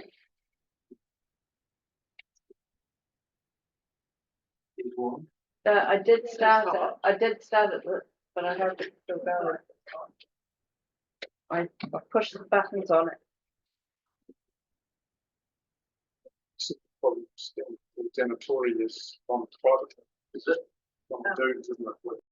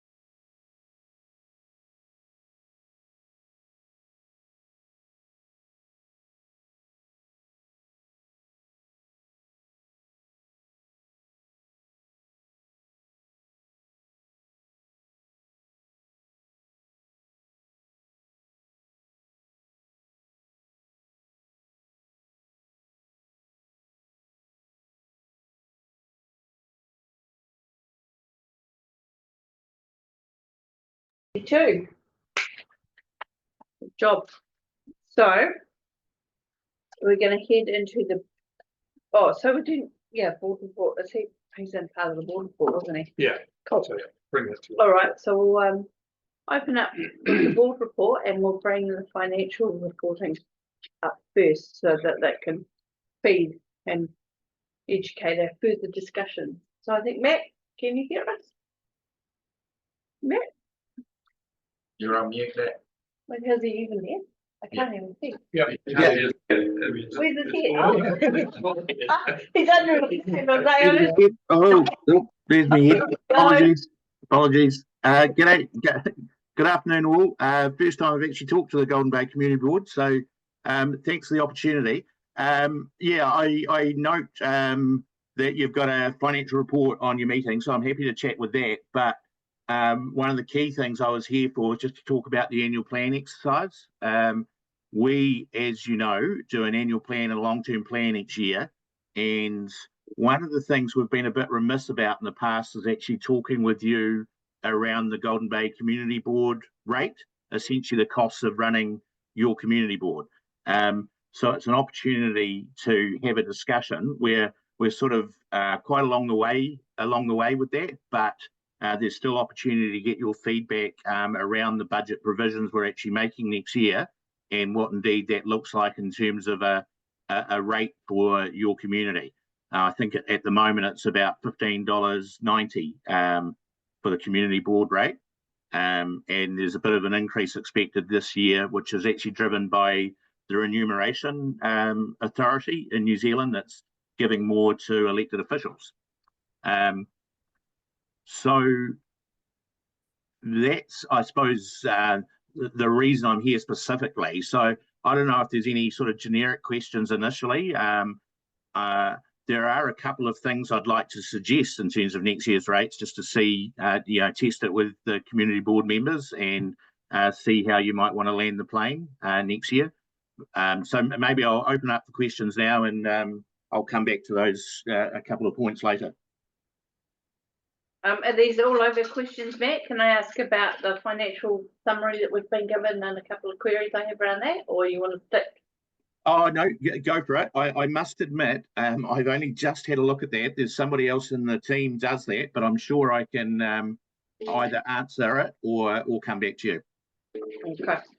So on line, I didn't write the line. Oh, you said 1.3 of the financial, it's got the savings need to be found. And I'm just wondering how the only way I could see cut any savings at all would be through board member reimbursements, which is basically just us travelling over to go to meetings. So we could potentially Zoom, but that was the only thing I could see that would potentially save us any money. Do you have another? Oh, I know. Summary. Yep, no, let me just have a look at the. We have to find savings, it says. Okay, yeah, just having a look at it. I mean, look, the dollars obviously in your particular areas are reasonably small in comparison to council. I would suggest that Kim and I need to have a discussion about that. As you can see, I didn't actually write the report, so one of my colleagues has put this together. So perhaps leave that with us and we'll come back to you, because your community board payments, etc., sort of happen, like the REM authority where you're talking about making savings. It's sort of a given, so it's virtually impossible to make savings there as well. I'm probably best to have a chat with Tim and come back to you with a way forward on that particular issue. Yeah, I mean, if there's suggestions that we can go through, that's great, but I can't see anywhere else, but thank you. Cool. Anyone else questions for Matt? Kim. Okay, so Matt, just covering off the matter that we put into, or that was put into the Chair's report, and that looks at the discretionary funding base. Yeah. Which at the moment has quite a surplus built up on it, although the board are taking steps at the moment to consider or have advice provided on a number of projects that would take up a fair chunk of that. But one of the suggestions that come through was that potentially for the upcoming year, they may not need to rate for the discretionary funding because of that, those accumulated funds. That's something that's touched on in the chair's report, and I just wonder if it's worth getting your thoughts on, how feasible that is. Yeah, no, definitely. I think just looking at the report, you've got a surplus of $118,000 at the moment.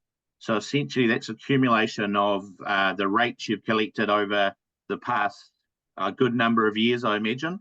I haven't actually gone back to see where you started getting the surplus, but it would be a while given how much rates you collect. So there's essentially an opportunity for you guys to, rather than rate for the expenditure next year, is actually to utilise some of those reserves to fund 25-26 expenditure. So essentially you've got the opportunity to keep your rates flat for a year.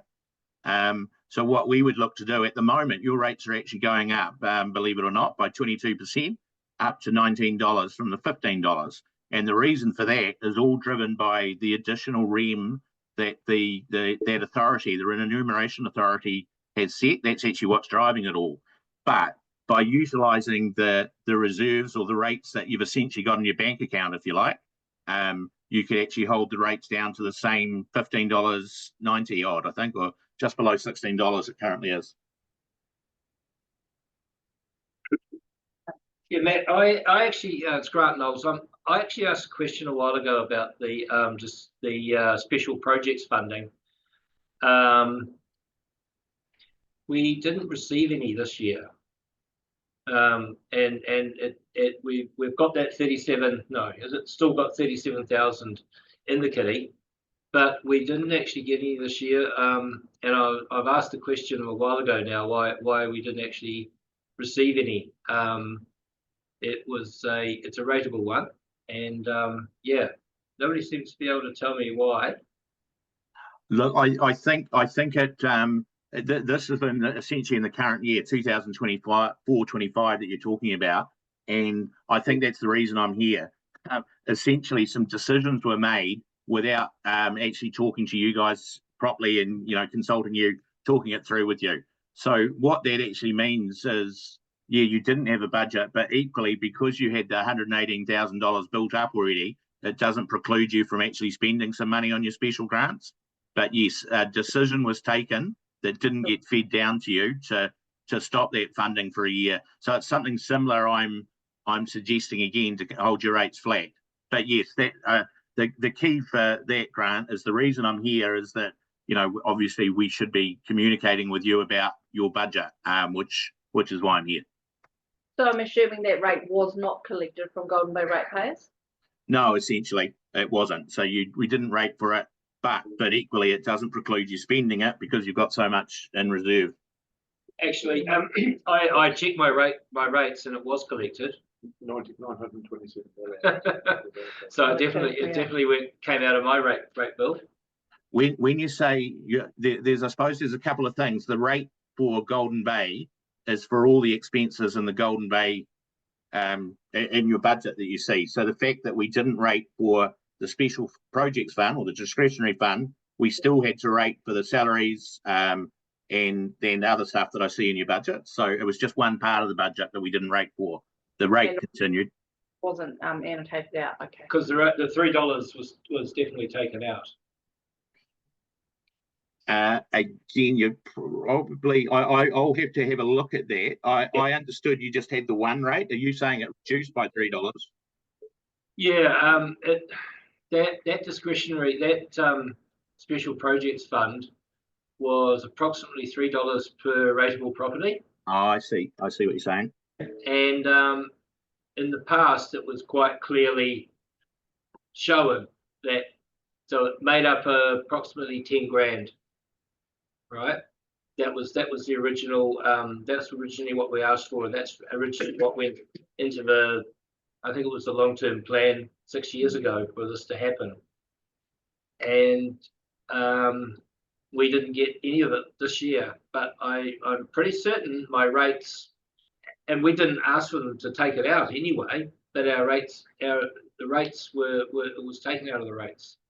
Yeah, so you're correct, Grant. It would have, the fact that we didn't budget for your discretionary grants meant that your rate bill year on year has declined, and that was the reason. So yes, you're right. So So again, though, a decision I suppose was taken at the wrong level about removing that budget. Certainly what you guys have got in front of you by the sound of it is a program about how to spend your the balances in these accounts. But essentially your rates are lower because we didn't rate for that 10K last year. Right. We missed out.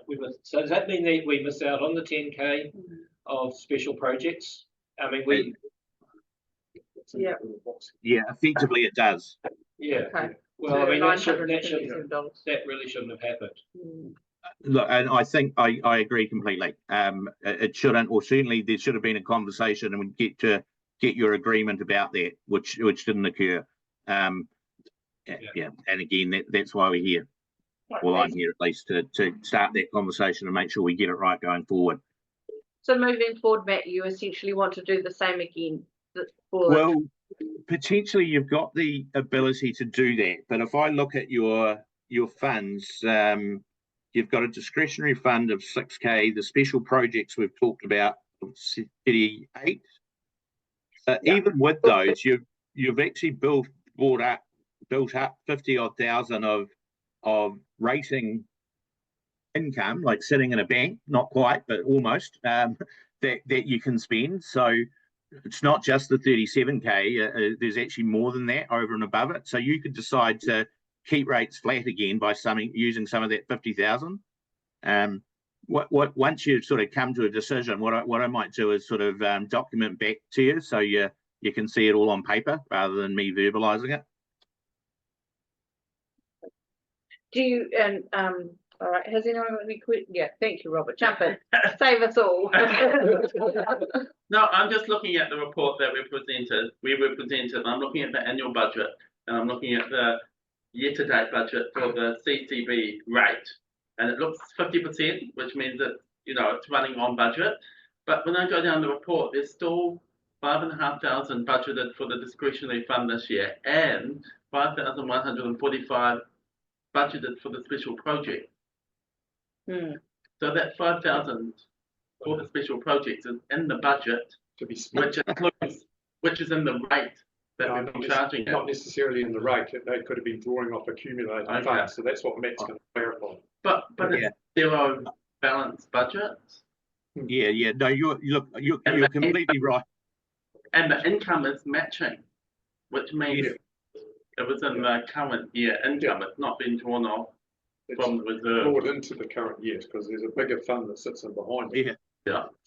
If I jump in, I must admit, Grant, you said it wasn't funded for, and to be honest, I don't know your budget intimately. When your fellow board member made his point, I can actually see a $5,500 budget there for discretionary funds. So we did rate for something. Perhaps it wasn't as big as you thought it would be, but again, I need to do some more digging on this. But your fellow board member, so apologies, didn't catch your name, but you're quite right. We rated for it.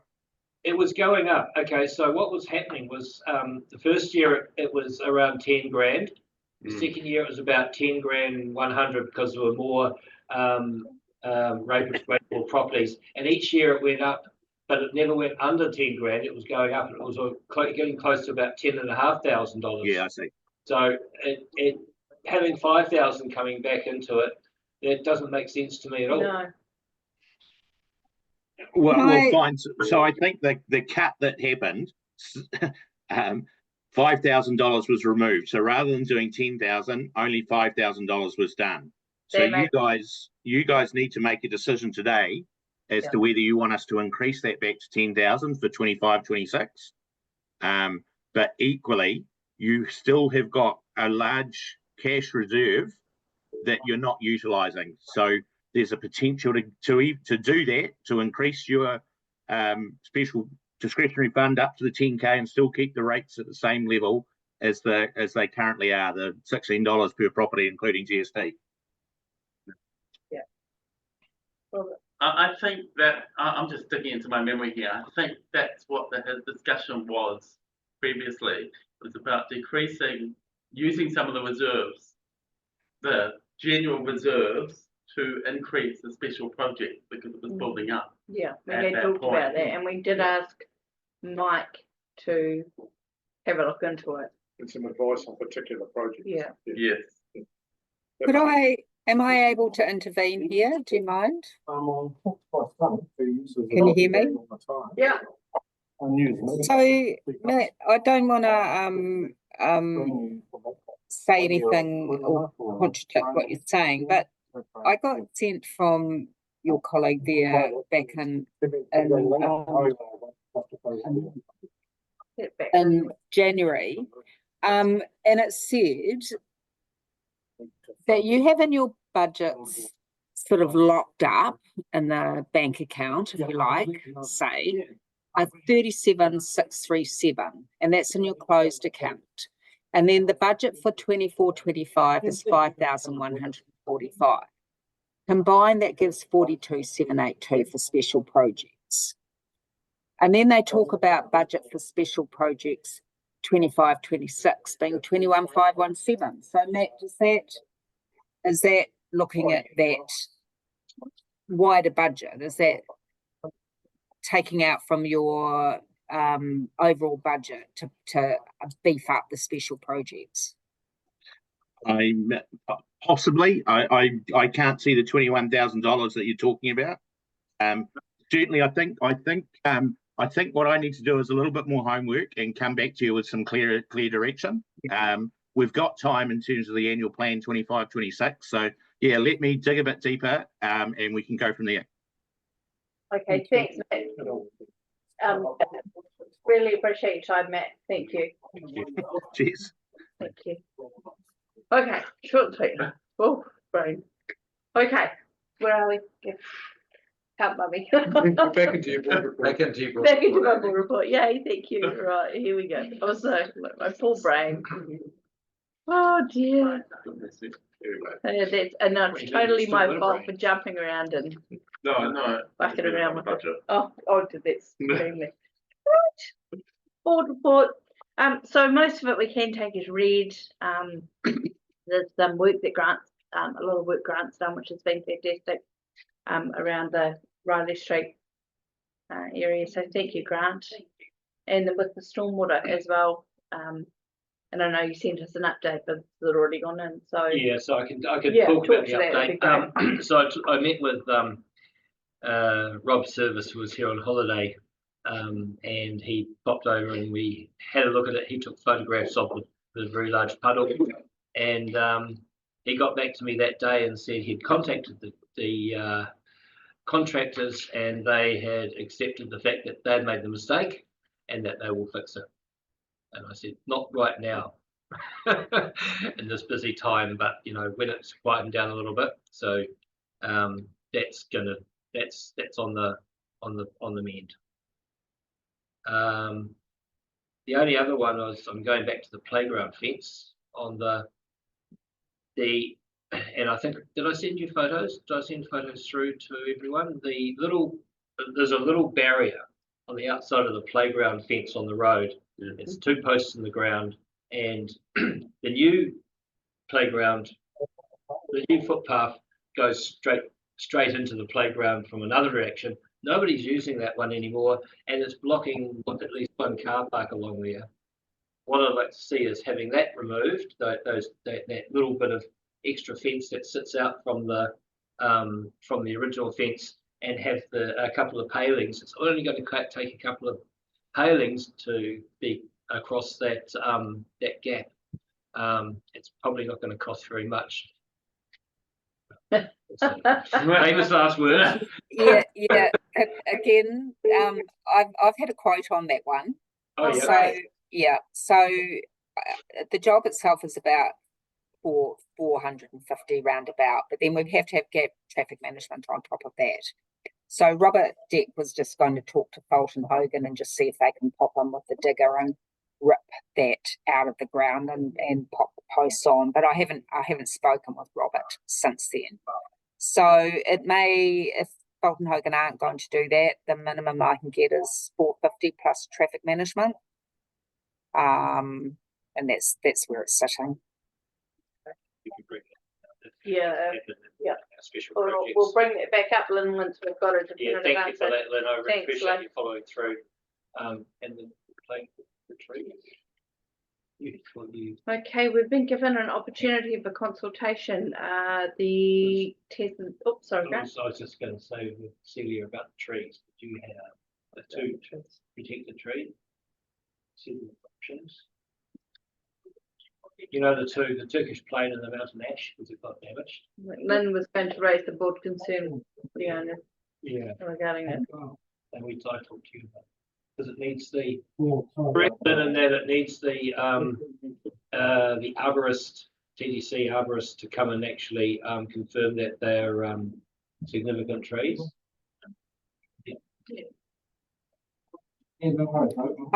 Sorry, you're talking to me? Yeah. So, you talked about needing a plan change before. Yes. So there are no trees of any significance able to be protected until a plan change comes about. Anyway. Correct, and unless the board wanted to do a private plan change, and that will probably cost 2, 3, 4, 5,000. So the protected trees are usually assessed, and trees come off and trees go on whenever there's an RMA, beg your pardon, TRMP plan change. So that we usually squeeze them in then. Sometimes there's a small plan change that we can get any protected tree changes through at that point. I don't know when the next plan change is due. Kim, you might have an idea. I don't know if there's anything on the horizon for that. In the meantime, Lynn, you were going to have a chat to the property owners and raise the concerns. Is that still a viable? I spoke with them. He seemed to think, that, what did he say, wasn't his contractors, but yeah, he's aware of the situation there. Perfect. That's all we need in the meeting. Thank you. Yeah. All right. Oh yes, about trees. Yeah, Very just novel. about, so are you saying, Lynn, that there's no way to actually legally protect a tree until one of the plan changes goes through, and there's quite a few plan changes, in the pipeline at the moment, but if we don't get a plan change being made until, say, the end of 2006, does that mean then that those trees can't be protected? Can they be assessed in the meantime, or is it the cost of the assessment that is The problem? Oh, beg your pardon, sorry. The cost of the assessment is neither here nor further. The difficulty is getting them into the TRMP. So unless the board wanted to make a private plan change and pay for a private plan change, they have to wait until the next time that there's a council initiated plan change that would pick up protected trees. Is it? I was going to say, is it worth getting the assessment done in light of that? I can get that done at any time. In fact, I'm pretty sure he's actually looked at those trees. I think Brad looked at them 2 or 3 years ago. Okay. Yeah, because even a recommendation from Brad would be helpful. Yeah, he is working currently doing some tree assessments in Golden Bay, so he could probably just have a look at those. I'm sure he has previously as well. So, I think they would probably fit in some way or another. Some sort of criteria, but again, I'd have to go back to him and see what he thinks. But if they don't, that's okay too. But I'd hate to see them miss out in case they are. Yeah. But I mean, in the meantime, they're on road reserve, so I don't believe that they're going anywhere. I'm pretty sure if there was any road widening or anything proposed for there, that you would be aware of that. So that could be addressed at that point. I guess with all the work that was going on there with the footpath and the vehicle that backed into it and smashed a fairly large limb off the small ash was kind of what triggered my concern a bit more. Okay, I wasn't aware of that. So while the footpath was being constructed, a vehicle backed into the ash tree. Yeah, and it had a significant branch smashed off it. So okay, I wasn't aware of that. Yeah. Okay. I will just, just have a chat about that again. There's also another tree behind the Anglican church. Which is, give me an idea of what. I don't know what it is, but it's unusual and large and significant.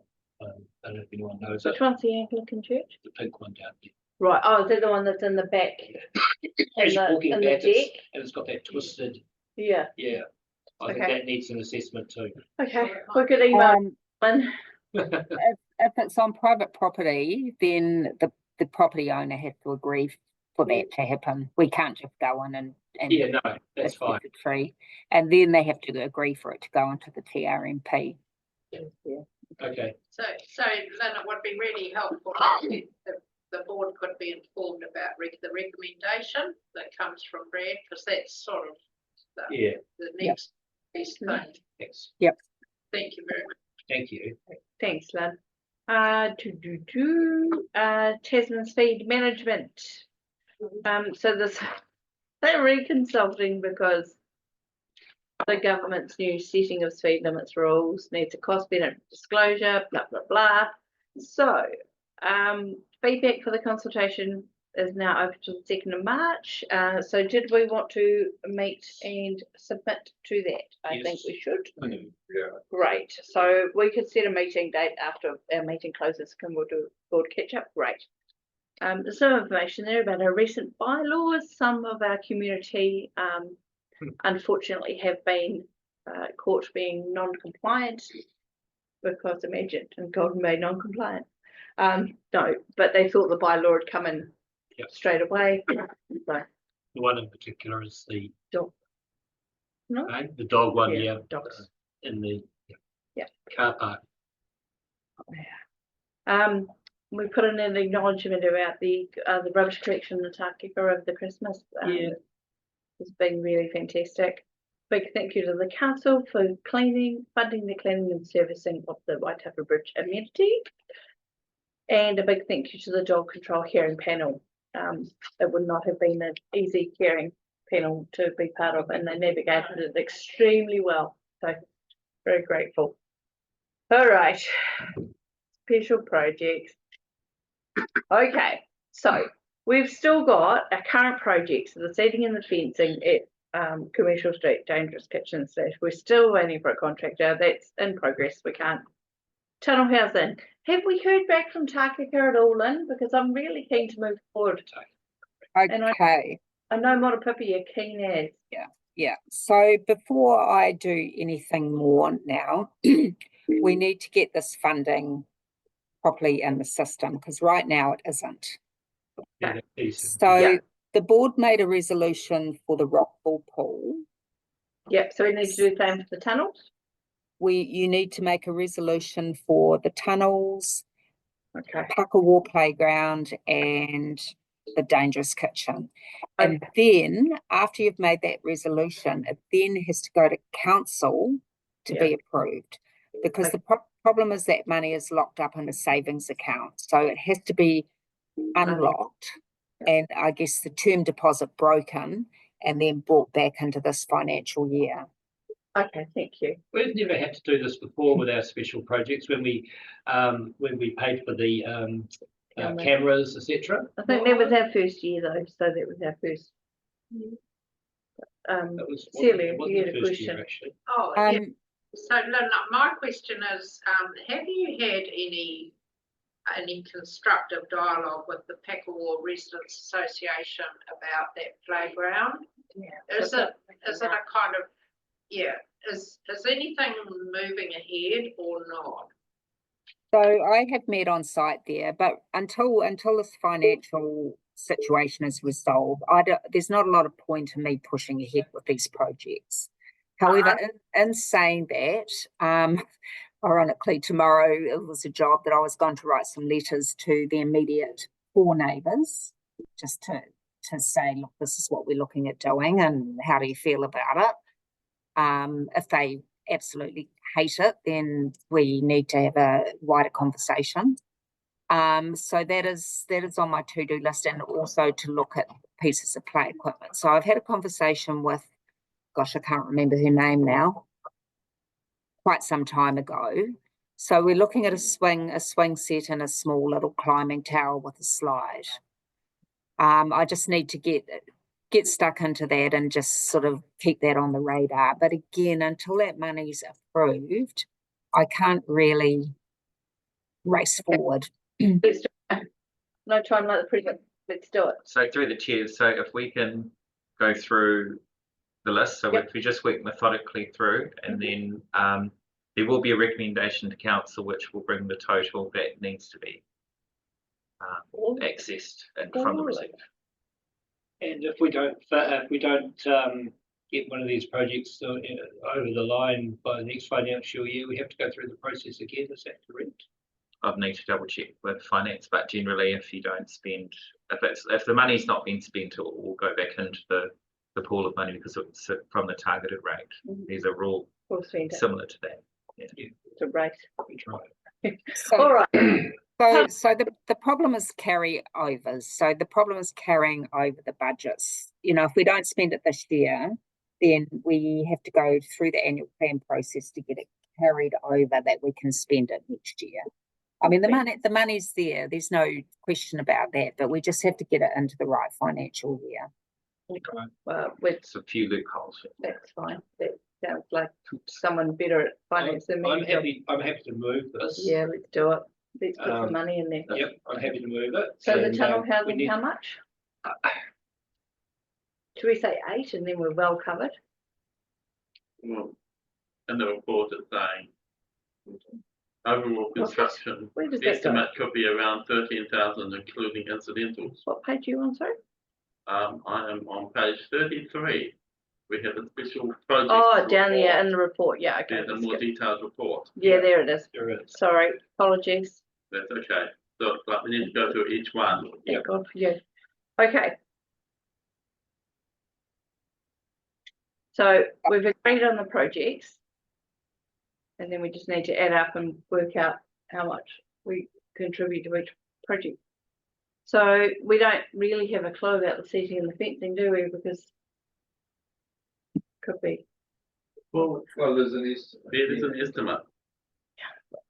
If the Where was contractor, the estimate? if the contractor does, yeah, that's.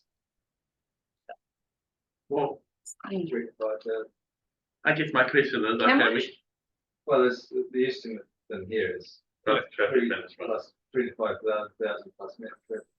Oh, yeah, yeah, yeah. Yeah. Sorry, I thought you said 31 or something. So that's about 7,000-ish. And I think that's what we talked about at previous meetings, didn't we? Around 6, I think we talked about, Did we? half, but you know. So we say. I added that didn't include the bench, so I would probably say 7,000 for that one would be a, you know, I would come under that. I don't doubt it. So that takes us to 20. How much, sorry, for the tents and Seven. And we also added, I must remind us that we also added the trees out here, Oh, we the did too. thing around the trees. Yeah, We- the we boxing. Passed that as a motion.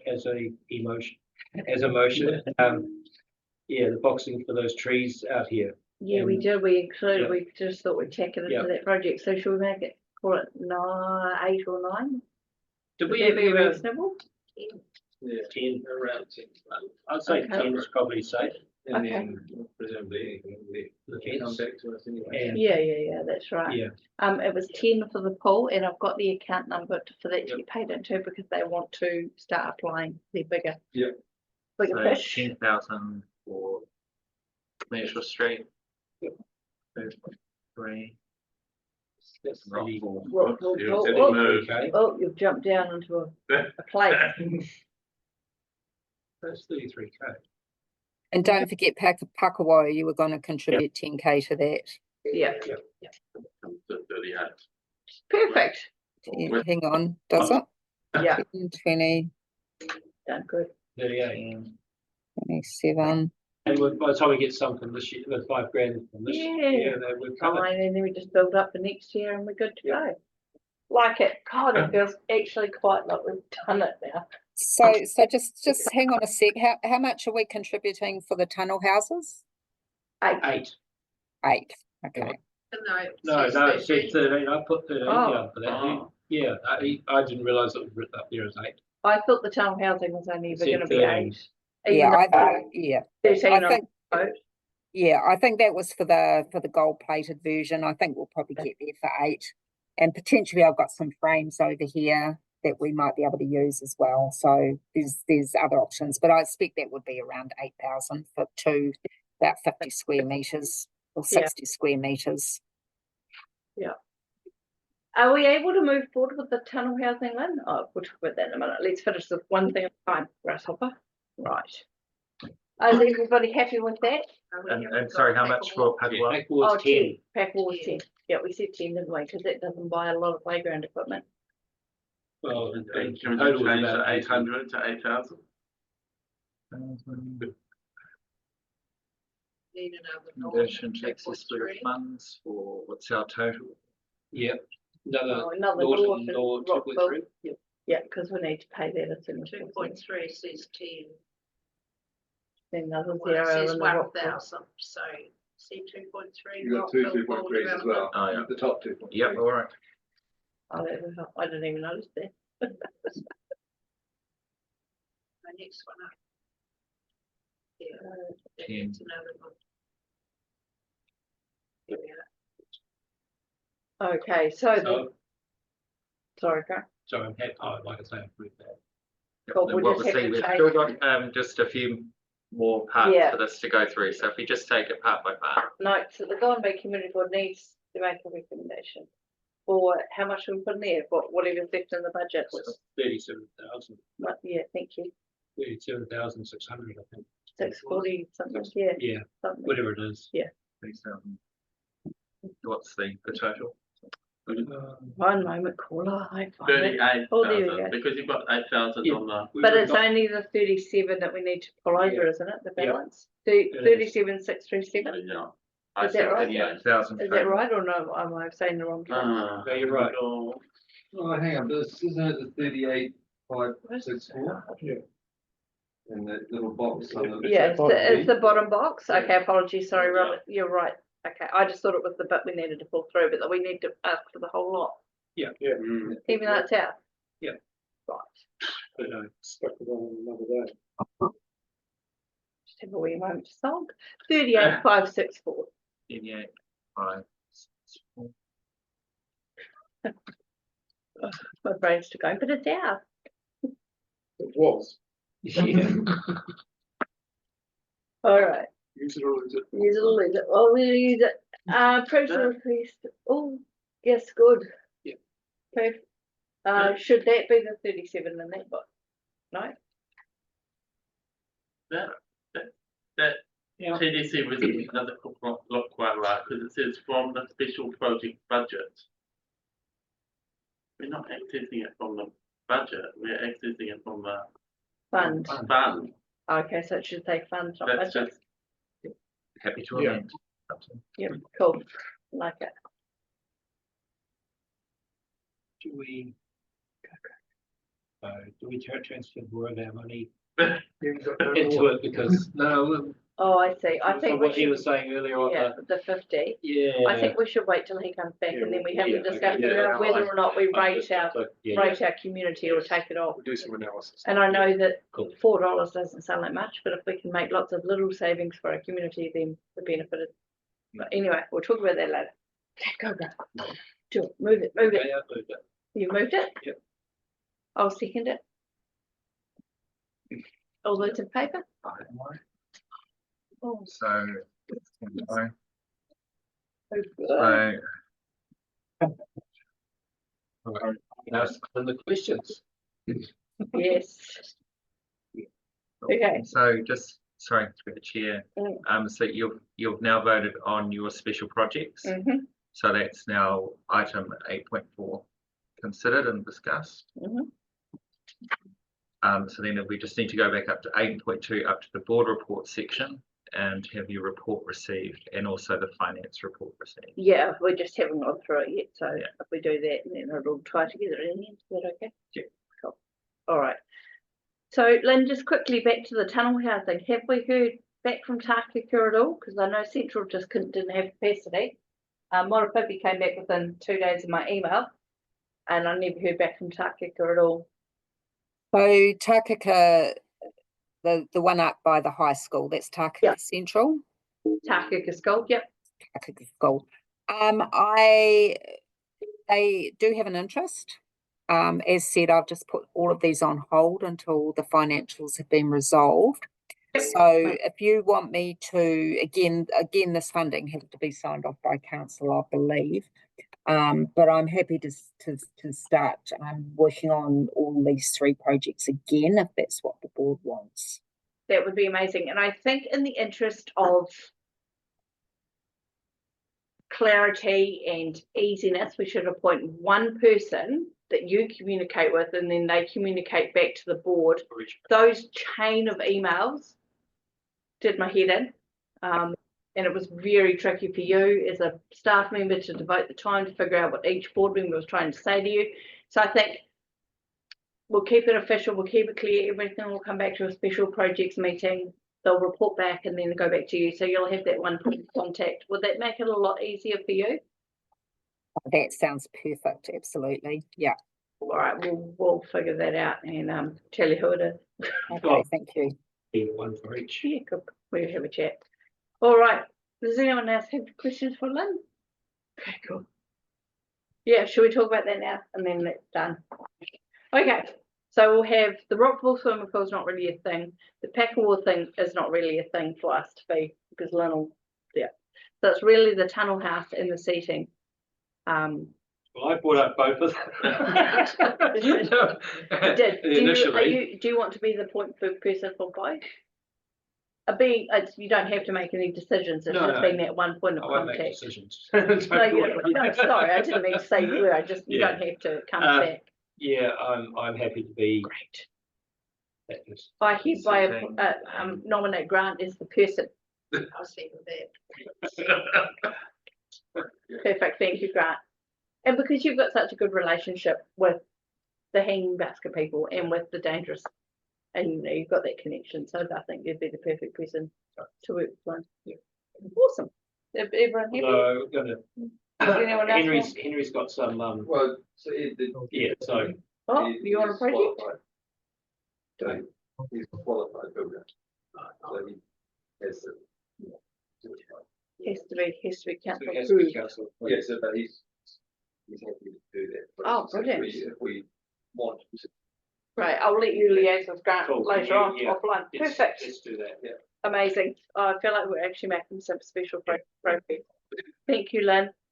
Thank you. Okay, special projects. Oh, plastic rope fragments.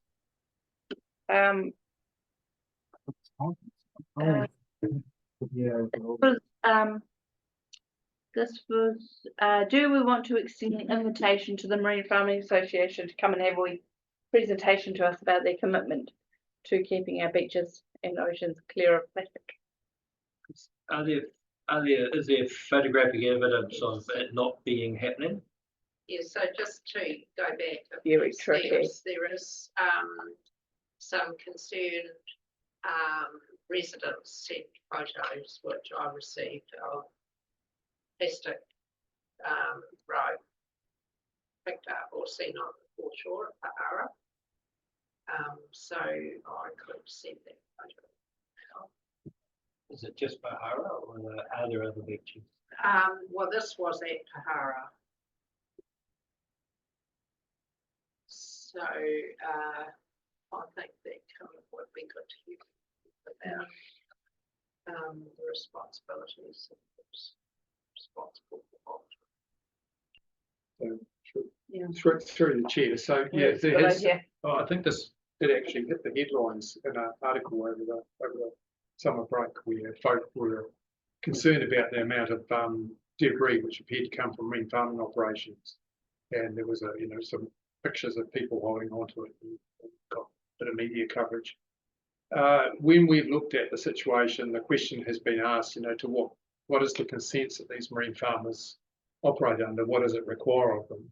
And it's pretty silent on this because it's impossible to be able to detect what's happening on it, you know, what gets discharged from a marine farm, and because when it ends up, it's not associated with that farm anymore, it ends up on the beach and so on. So that is not how it's dealt with at an individual consent level, but each consent ties into an operational management plan. So there's a commitment from the wider consortium that run the ring road system on behalf of all the individual farmers who operate within it. And so there's an opportunity to call that out and ask the Marine Farming Collective, which is generally the Marine Farming Association, to just recount their commitment and what they're doing, and be answerable to the board as to what they're actually doing about it.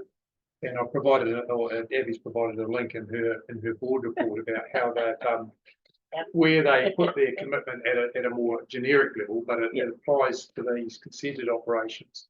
And sort of about a year ago, both Aquaculture New Zealand and the Marine Farming Association presented to Council, the Environment and Regulatory Committee, just to outline their desire for their industry to expand. And out of that came quite clearly that Golden Bay was a greater focus of their attention than Tasman Bay, because the growing conditions here are quite superior. And indeed, they have a growing cycle that is not replicated anywhere else in New Zealand. So they've got a potential here that the product becomes year-round. So they've always got a harvest, whereas other areas come and go, depending on the cycle of the mussels. So there's a number of unique features here. So they were signalling a very strong reliance. They were concerned about facilities, so they turned into the Port Tarakoe master plan issue, and they're also concerned about their ability to have a workforce over here. So with housing, etc., like that. So there's a number of things that they've done to work with council, but this is something that they sort of indicated that they had a strong, commitment to. And the suggestion here is that maybe we actually extend an invite, whether it's in person. I know Ned Wells comes over a bit, whether it's in person or whether it's online, just to let them know what they've made of this publicity, what they've done about it, and where they are in meeting those commitments. So. No solutions here today, but the suggestion that we actually, invite them to think it's a good one. Speak to it. Just through the chair, I chaired a meeting, or a meeting each year with the marine farmers out at Pohara for, I think it was specifically for Wainui, and the residents of Wainui had asked for it as part of the consent when it was put in. Well. It was everything. It was everything, and it was And as time went on, the marine farmers all turned up, and less people turned up of the citizens to come to those meetings. The first one was huge, wasn't it? So many people. And it just sort of and the feedback was they're not listening, and what's the point? That was the feedback from the people in Wainui. And I'm just wondering with this, okay, if we invite Marine Farming Association to come here, would it be of any use to sort of talk to them about having a public appearance, or public to front up and last thing I want is a witch hunt or them to be under fire, but it is about transparency and about doing the right thing. And if they say they're doing the right thing and they're not doing the right thing because we're finding a lot of debris there, then how do we? So that's could be like their first step of engagement. So would we as a board be interested in that? Inviting the marine farmers? That would be good. I'm sure what if any sort of mitigation processes they have in place already. Okay. The things about mitigation at the farm end, so practices on farm which reduce the amount of plastic with the potential to get in the marine environment, and if it does, it's then the clean-up obligations on the beach. So those are the two things, and there's technology now which could do the first, the former. That's got a cost associated with it, but there's new ways of doing things. They no longer have to use twine to tie their floats to their backbones, which is the key thing that frays. There's clamps now, but those clamps, they need a certain amount of demand to bring the unit price down so that they're affordable for marine farmers. So, it's there's a sort of a Mexican standoff about technology is there, but can you get it affordable? Yeah. So it's getting, you know, an understanding of where that sort of sits on farm, and then obviously if it does get away, cleaning it up, because no one wants plastic in the environment, and it's quite clearly a marine farming product that's washing up on the beach. Yeah. Whether they choose to argue that, it's certainly from the public's perspective, it's quite clearly their debris. Yeah, and we can't say which it's from. I mean, No, we can't isolate a farm.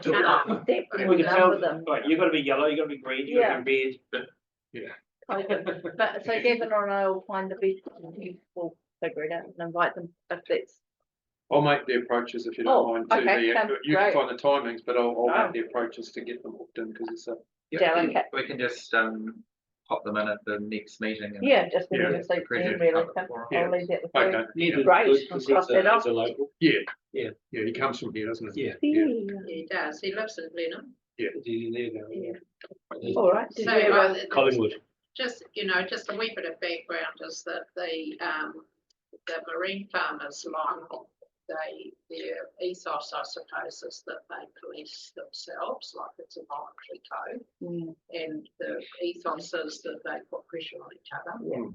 And so the way it seems that, from what I understand from chairing the Port Tarakariri Advisory Group for, I'm the second term now, that they actually put pressure on their other, they often know what's going on in the whole of the industry and the operations, and that they, you know, put pressure on their members to actually do the right thing. But I think it's really important that we actually start to send a message to say, you know, because we're I thought interested it's- and we want to support yeah, you I in your thought that journey of this had goodness. stopped actually about it's washing up on the beach, and it's really disappointing to see it there again. And I'm trying to find the picture that I had that I received, and I just can't find it. So we probably won't give them any biscuits with that one.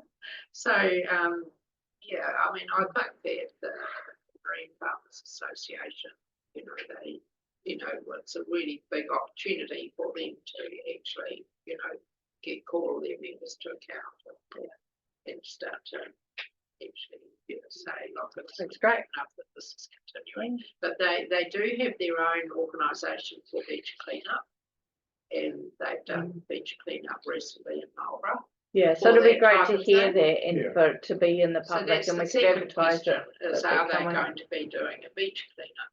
Yeah. Because they're spent to do it themselves. Yes, and they're committed in their Yeah, operational exactly. management plan, which is a consent condition, so it actually got Yes. some regulatory components to That's it. right. To do that every And that 6 was months. why I wanted to go to the And consent. from what I understand, they don't just walk past the plastic bottle because it wasn't there, so they clean the beach. Oh, that will be good, thank you, Cal. Feedback on the waste management plan, so that is due in on the 7th of March, and I think we touched on it before and agreed that we'd want to meet and workshop and put that through. Do we want to set a date? Get our diaries out now? And we start the game of herding the cat. It's not a huge amount of time, I mean, for us, because it opened on the 1st of February, but that's okay. How about next Monday? Yeah, can we do evening? Can we do like evening at the muscle? Sure. Sorry, mate. Get a dinner. Oh, is there? I like to have my, is there singing? Well, it's from 7. Oh, well, we're done by that. If we meet at 5:30. Talk about 24th. Yes, does that work for everyone? 24th, I'm not, yeah. Oh, okay, well, we're back, everybody. Robert's ruined it. Are you away for a certain amount of time? I'm away for that week. The whole Okay. week. Yes. All right, what about, what about, I could potentially do the 3rd of March or the 4th of March. Third sounds good to me. Cool. And I'll just bring the laptop and I'll bang it in as we go because it's pretty. As long as you've got Wi-Fi. And an invite, is it possible for us to have an invite to that, that goes on to our diary? Okay, well, what time, sorry? Oh, sorry. So 5:30 on the should I say the 3rd of March, yeah, Monday, 3rd of March, so 5:30 at the Muscle. For 1 hour or Yeah, 6:30. Monday, third, then the muscle. yeah, Muscle. thank you. Done, all right, good. Right, action sheet. Oh, yes, then that'd be good for Chris, because she would have otherwise miss it. Oh, God, good, right, that one can come off, that, yeah, top action on the bottom one can come off, next one down, what we got? Yep, that one can come off, the Waitapu Bridge toilets, because that's all good. Oh, is it the end? They come. So there was a request in the last meeting to have a special projects. Yes, Separate, and that's, yep, cool. No, I think something that's a great idea. Yep, like it. Okay, cool. Good job. All right. So do I just need to move that the report be accepted? Yeah. I'm happy to move it. Do I have a second? Lovely. Thank you, Robert. All in favour? Lovely. Financial summary. Should we just move that we're working through it? We'll receive it because the financial summary in itself is correct. So I'm happy to move that we accept the financial summary. We'll receive it, yeah. Are we good? Yeah. Seconder, sorry. Henry, sorry. Okay. Good. All those in favour? Lovely. Right, so we've done we've kind of done the special project, haven't we? We've skipping around all over the place. That was for, and we've done that. We've done the action sheet. So there's actions there. Oh, that was the discretionary fund. Oh, yes. Our special projects. Yeah, I'm just looking at the update. Because we've done the special projects, we've moved that we're having the money, we've assigned the money. Just, oh, sorry, yeah, have I missed something? About the pottery club. Yeah, I'm just looking at that now. That probably shouldn't be on the special projects. That was, they got their $500 for the kiln, and we were going to suggest that it could be a special projects fund, but it cannot be now. We'll just remove it, yeah. Yeah, we were just gonna see if we could special projects fund it, but I think we'll just leave it and go with what we're working on at the moment, yeah. Yeah. What's the next one? Backward playground. So that's done, that's action, that can come off. Planting. Keep them all on there, they don't come off. I'll just Oh, you have to, can I update them? Just update, just keep Right, me okay. updating. No, So through the chair, the finance have said that for their ease when they're doing all the funds transfers on these special project funds, we keep them on there. Yeah. Right, and then sorry. we just put a notation, project complete, and then I let finance know, and then they tell me when the funds are moved, and then that goes off your guys' statements, and then that way we put in so source of truth. The pottery can come off because that was never a special project one though. But the Packlewell playground stays on. With the update that Lynn will move forward with that. Planting tunnels, Lynn will move forward with that.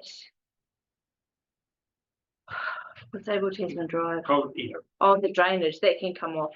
Sorry, that shouldn't be on a special project. The drainage at Abel Tasman. Oh, yeah, right. That needs to come off. Oh, that was That actually, should be on our that other should be on action the sheet. other action sheet, yeah, but that can come off because it is done. Is it? Yeah. Well, it's not. Well, Oh. it's discontinued due to lack Yeah, of funding. it's, That's yeah. the Yeah, well, problem. that's why. Done, yeah. I Commercial street But replacement. yeah, we're gonna just drop it. Are we just gonna drop it though? Because if Well, it gets dropped, it'll It's just still put on back under the Robert's, radar. it's still on Robert's plan, it's still getting a full yearly mow maintenance. And I don't think, unless we're gonna fund it, there's nothing more we can do. I don't think we absolutely don't forget about it, but I'm not really sure that there's a lot of action. And the only other one on there that's not there is the Rockpool pool, is an action, and that Nancy has provided me with the bank account, which I forwarded to Gavin, who will give to the people that pay the money. And hopefully we can get that in ASAP. Are we gonna have to wait for council Yes. before we give that 10? That might, That sort of messes up for them. We should, regards a bit. we arranged to have that a long time ago. Yeah, I don't thought know we why. did. Yeah, Oh, we in fact, actually did. We did, definitely. Like, if, It was the first one we did. I think I remember approving it and doing it Yeah, because we knew it had to go through. So can we wiggle our way around that, Gavin? Can you talk to the right people? Yeah, I'll have a chat to this. Thank you. Because it would be really beneficial, otherwise they're gonna lose their Yeah. partner funding, yeah. Mm. Because that's why we did Shared it, funding, that's right. Yeah. So so that they could have it. And she supplied the bank account and she was hoping to open it and see them there tomorrow. And can we just, I know it's not on the agenda, but you know that the cards, the Robin Slow cards, we've got money in there, obviously, in our. So I wonder if we can And get it's a lovely Golden Bay local touch. Yep. 100 printed with the envelopes. How much would that be? I'll talk to the Fine, comms team. yeah. They might have a And- printer and- that Yeah, got it. They do have special it. deal. We did talk about this. Yeah, last well, year. we'll follow it up and we'll get some printed and Yeah. sent out to here for you guys. Great. to thank you. use. Yeah, be 'cause great. it's from it's the cards that we send from the board for whatever may be needed, and yeah, I think it's important to have our own.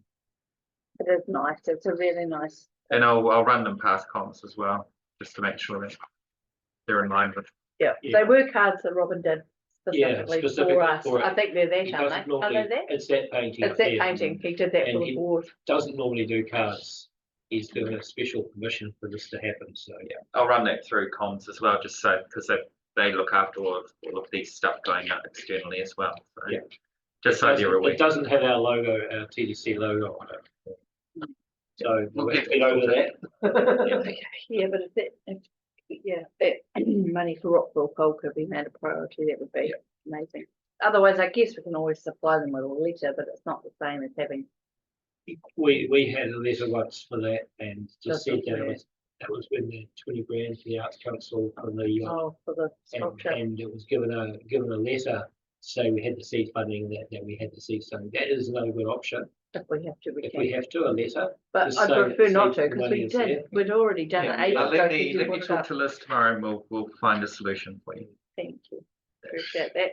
Okay, and that actually, do you know what, brings us to the end of our meeting. I'll just hand over to Kim and Robert for closing karakia. I assume you're doing the one. Yes, Yeah, yes, can we do that one? Go off the list. Karakia tatou, kia hiki te korero, kia wātia, kia mama te manawa o te tangata, kia u ki te ara mō tātou o ora nei, o rongo ki ranga, kia tina, ue taiki ai. Thank you, everybody. Oh, sorry, It wasn't on our agenda, Oh, but, sorry. no, Oh, good. I wanted to say it afterwards. Oh, good. Is that, there's been a presentation.